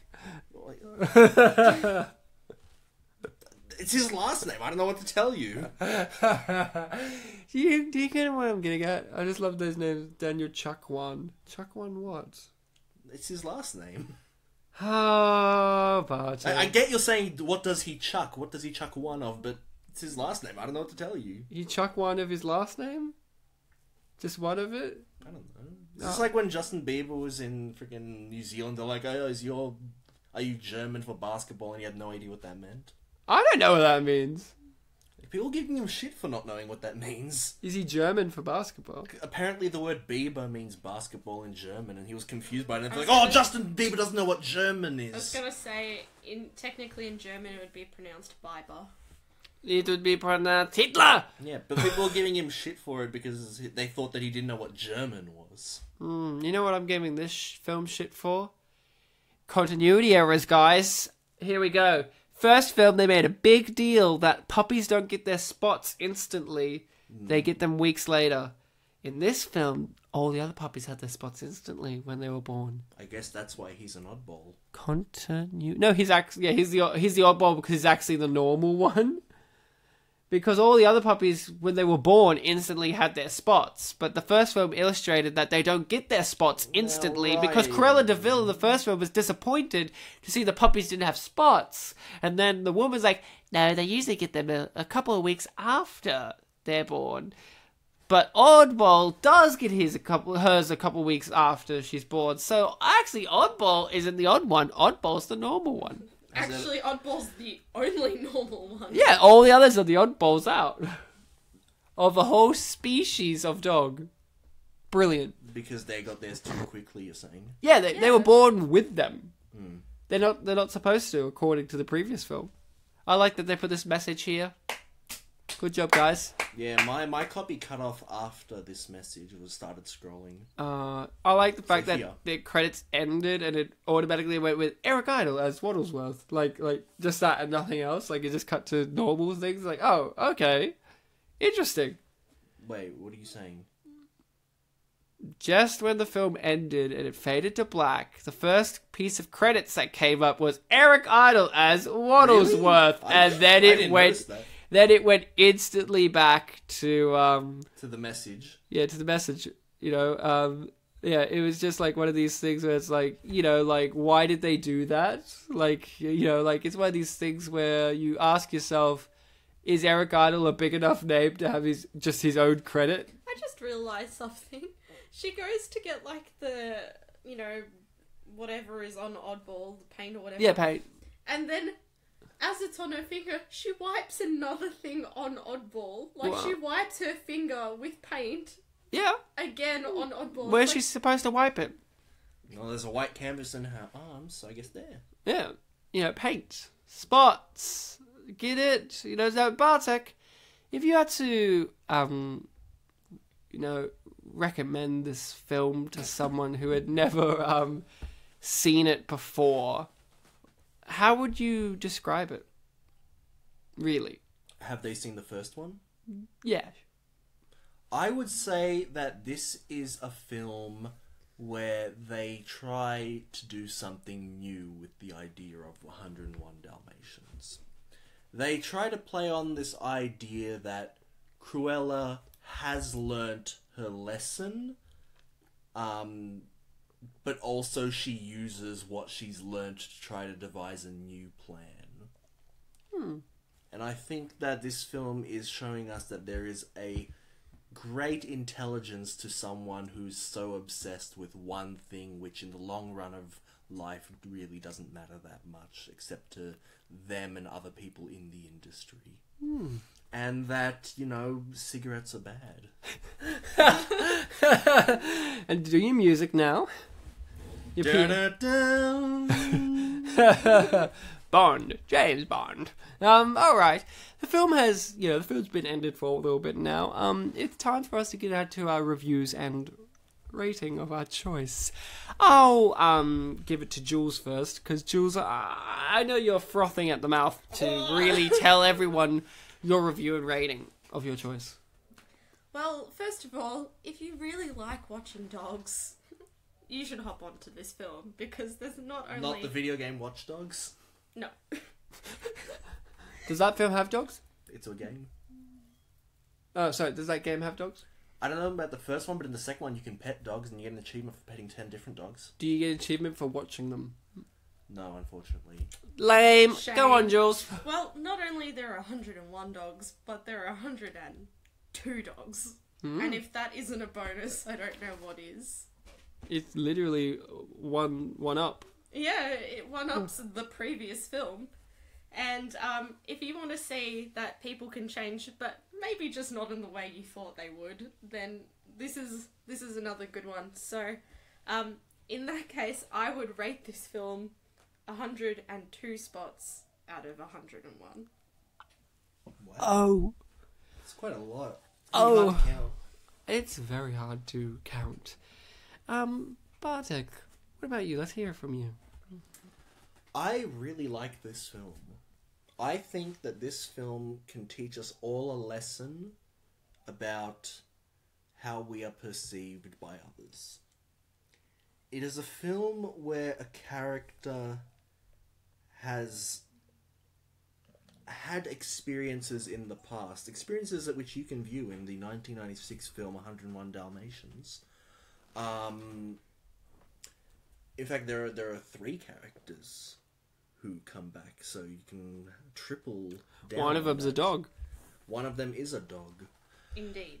Named Dipstick, who has grown in the most physical sense, I would think. Yeah.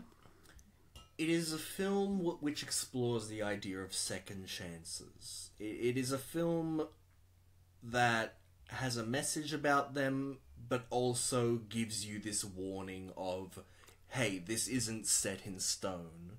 It's like how, I remember when I was in year 11 doing religious education. On Jamie Oliver? Oh, no, Ryan, that was year 8.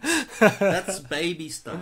This is big boy stuff. No, you were doing Gordon Ramsay for religious studies, aren't you? We were talking about how, there's that commandment, thou shalt not lie.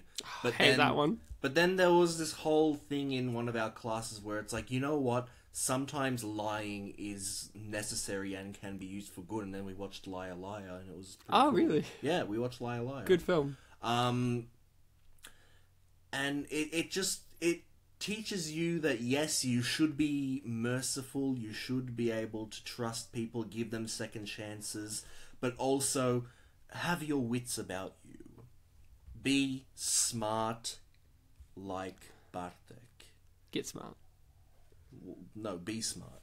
I just want to mention the TV show Get Smart. Good show, check it out. It is quite relevant to this review because no. If I have to give this film a rating, I have to give it 101 bicycles in 101 ponds. Because you know what? It's really just as good as the first. Is that your rating from the previous episode? I mean, I've already said in this episode that it's just as good as the first, so would it not be disingenuous of me to give it a different rating? You're right. I don't want disingenuous Bartek. I want real Bartek. Thanks, real Bartek. Real Bartek is cool with black people, just to let you all know. I'm trying to dig myself out of this hole, guys. Alright. Oh, I don't care. Bury me in it. I just want to be honest, alright? Alright, now... What colour's the hole that you're in?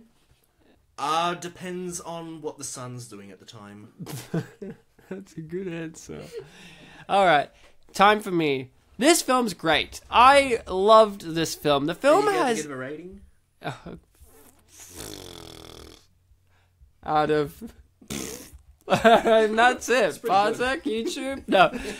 This film was very good. I liked the way it built upon the universe from the first film. You know, the first film had a very tough job ahead of it, which was to be a live-action adaptation of a animated Disney film, which back in 1996 was a very interesting challenge to do. To us now, in the year of 2018, that's old cake, you know? That's like, I've tasted this before. Like, you know, we have a plethora of these. We have the Cinderella, the Jungle Book, Maleficent, you know, dealing with a slightly different perspective on the Sleeping Beauty story and all that kind of stuff. We've got a whole variant of these. You know, we've had many different styles of these. And the thing that I really appreciate about the 101 Dalmatian films is not only were they like the trendsetters for this, but they didn't do just a straight adaptation of the original films, but they didn't do this new style with like Cinderella where they're adding like a bigger, grittier depth or something. These films are taking the general premise and kind of working them into the modern age and doing quirky stuff with them. So Cruella Deville is way more over the top. It's fun seeing her in all these crazy outfits. But then you have to have the second film. How can you build upon something that was building upon something else?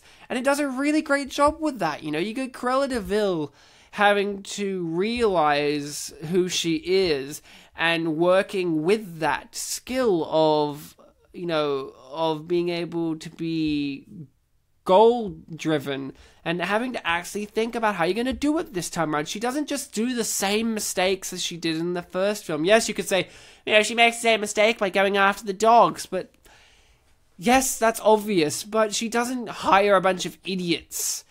The people that betray her at the end of the film are actual real betrayals. You see, when you watch the first film, it's not really shocking that Hugh Laurie and Arthur Weasley fuck up, because they are fuck-ups. But when you see that Alonso betrays her, you know, it is a bit of a shock. It is a bit of a twist, because he's a character you meet for a split second in the first film, but you know what he's about. You know, like, he loves her. That's what I get out of it. He loves her. He will do anything for her. Hence, he's the only one in this film we meet again from her world, because he's the only one that's stuck with her, because he loves her. But at the end of the film, he learns that he can't be loved back. He needs to do the right thing. He can't throw away his true self for someone else. And he does the right thing. Yeah, he does the right thing. And I loved that. I love the fact that it has, you know, the idea of, you know, the outsider with Oddball, and then at the end, Oddball gets her spots, and she's no longer the outsider. It goes with the whole thematic issues. Our main two characters, you know, they have to deal with what it's like in a blossoming relationship and fighting Cruella Deville. While in the first one, it was a relationship that was already firmly established with a marriage and everything, and a kid on the way. But this is, how can you establish a newfound relationship whilst also having to battle Cruella Deville? I think that's a very interesting approach to it, because I think that was one of the minor complaints I had in the first film was, it felt like I would have liked it if they were getting to know each other while doing this experience, or if they were already married when we met them. We didn't need them to meet each other and get married, and it felt like a bit too much of a cram fest in there. But this film skips that. If I have to give this film a rating, which of course I do, I would give it a Gérard Depardieu out of a Gérard definitely did do well in this film. Good job, everyone else involved as well. Yabba dabba doo. If he changed his name to Gérard Yabba Dabba Doo, I would clap hard. Bartek has found some comments from YouTube. Who told you? YouTube. I got the notification on a comment that I made 5 years ago on a video called Tight Pants by Leslie Hall, when I made a sarcastic comment that was clearly sarcastic, and people kept responding to it. All these years later, someone messaged me on that and said, Bartek looked at the 102 Dalmatians YouTube video and got comments from it that he's going to read to us, and he's majorly hyped them for Ryan before we did the recording. Bartek, Where did you find these comments? Because they didn't tell me. You just said a video. I don't know. I found these comments from a number of 101 Dalmatian related videos. 101 or 102? You got me there. 102 Dalmatian Oh! videos. I got him, guys. Yep. And my job's done. Play the classical music that we use at the end. Mm-hmm. You've denied the audience comments because you've defeated me. Yep. And my job's done. You know, if they don't like the comments section, then, you know... I good. did them a service. Yeah. Give us a service, The priest. initial comment number 1 is... 1. Not 2. You know, the first word of this comment actually is the word 1. I knew. One of my childhood favourites. 101 and 102... Sorry, I'll say it properly. 101 and 102 Dalmatians was my 2 movies when I had nothing to watch as a child. And the response is... Yeah, me too. I at least watch all the dog film 2 or 3 times. I love dogs. Jules, I know that was you. A lot of G's and exclamation marks. Jules loved the G. Speaking of love, I loved Alonso. He is very adorable. It was very cute when Cruella Deville changed and Alonso was screaming. Wow. Okay. That was a weird one. Next comment. I actually kinda liked this movie, mostly because it seemed to have a tongue in its cheek. The leads had a good chemistry, in brackets, nice to know that they're married IRL, and Glenn Close just cracks me up as Cruella. Oh, that's right. The main two Yeah, like got married in real life years, 7 years later. Yeah. Oh. Yeah, Mr. Cute. Fantastic married woman. Of lesser relevance? Or... Alice Evans. I have the music CD for 102 Dalmatians, and the song Cruella scared me big time. Not the one where Selena Gomez sings the Cruella in the movie. Wait, what? I have no idea. Wait. Are they saying the Cruella song in this movie, that was Selena Gomez singing it? I have no idea. I remember her doing a version of it, but Look, we've had Selena Gomez appear on this show before in a few things. I don't think so, has she? Selena Gomez? Yeah. No, I'm thinking of Vanessa Hudgens. I was that's just what I about thought. to say. Sorry, Selena. I confused you with Vanessa. An easy mistake. The next comment is, she looks like a woman who would sexually abduct dogs. Just a thought. just a thought. Just a thought. Just one. Next comment. When this came out on VHS, I literally watched it continuously 2 feet away from the TV for a solid week. And now I'm blind. The next comment has responses. I love when they respond. Unless they just see spots. Oh, that's all. They literally see static now. Domino, Little Dipper, Oddball, Dotty, Dipstick. That's the names of all the Dalmatians in the movie, all adorable. Oh. And the first response is, yes, that's all 102 names, and then like a disapproving little emote They face. said it appeared in the movie, you ass. And then the original commenter responded, they're the first batch of puppies, actually, smiley face. Before the others come along, have you seen the movie? And the They responder taught says, you a lesson. and the responder says, yeah, I've seen the films. I was just responding to your comment that made it seem like you were saying that's all the dogs in the film.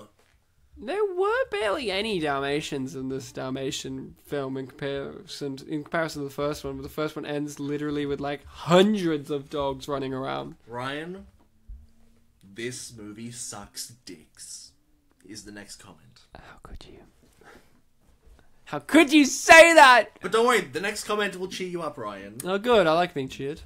It's this one right here, which is dung, dung, dung, No. dung, No. dung, No. dung, No. dung, No. dung, No. dung, Ah! dung, Eee. dung, Ooh. dung. That's it. Now I want to murder puppies. So bad after hearing that comment. The next comment, I think this one was from the scene that I found in Polish. Did that help you? Watching a scene in Polish? You're like, this feels like home. No. The comment is... No. The comment is... Spaghetti has been one of my favourite foods ever since I was a kid, and my mom makes some really good spaghetti. And the response to that one is, that's good. Rather preparing it at home better than eating out. That was an interaction they had. And this isn't the last comment in response. Wait, was someone talking about their mum's spaghetti? Yes, it's Eminem. Eminem had to share this on the media of YouTube. So this initial comment was, I remember this. This comment was from 4 years ago. Aww. And it's quoting, it's attributing things to characters. So, Cruella Deville, I think I deserve to give a second chance too, don't you? Yeah. And then Dipstick, and in brackets, changes the channel. Oh. It's like Dipstick's dismissive of her. And then there was a response from, I think, like 3 months ago. Oh, good. Which is... From someone else? Yes. Okay. Which is Sega, and then in brackets, before Sonic Forces came out. We think Sonic deserves a second chance too, don't you? And then me, goes back to playing Sonic Mania. We get it. You like Sonic, you have to put this in someone's... That poor person wrote that 4 years ago and then they're given this fucking bullshit? So Ryan, what did I message you like an hour and a half before I came here to do the episode? You messaged me the scene that was in Polish. Yeah, but then I said something else. Did you not see that comment? Yes, you gave me a very ambiguously hyped message about like you didn't know how this was going to go down. I found something really weird. Oh, it's dog dick pics. Yeah, how weird is weird? It's a bunch of comments from a user called Augusta Long, who made a bunch of comments throughout all the various different 101 Dalmatian videos. Oh. And I've compiled all of them that I could find from the 101 Dalmatian comment videos because they're all incredibly short. Okay. In no particular order, they are: she lost it, she became obsessed, Cruella is sinful, crazy Cruella, cute puppies, so nice, it's Christmas for the puppies, I love you puppies, sweetie pie, go puppy, or the dog, bow wow, go doggy, crazy cruelty attacks, they are both in love, Lady and the Tramp, spaghetti for two, cute puppies, This feels like a footnotes of our entire episode. sweet puppies fell down by accident, what? A monstrous woman, full stop. Oh, that one gets that fucking end. Everybody is afraid of Cruella, good doggies, cruel Cruella. Dipstick and Oddball is really scared of Cruella, Cruelly is nutty, She's nutty. Oh, what a cutie, Sweetie pies, Fluffy is a cutie pie, Oh, they are. Cute. Beware of Cruella Deville, full stop. Oh. Doggy is so wonderful, Cruel, witchy, devilish, monstrous woman, Wow, they love colons. Birdies behaves like doggy, Twirling around, Wild dogs. Dance. Yeah, Well, I'm glad that they got to share this. You know what I feel? If you find them and read them all in a certain order, it's like just one comment.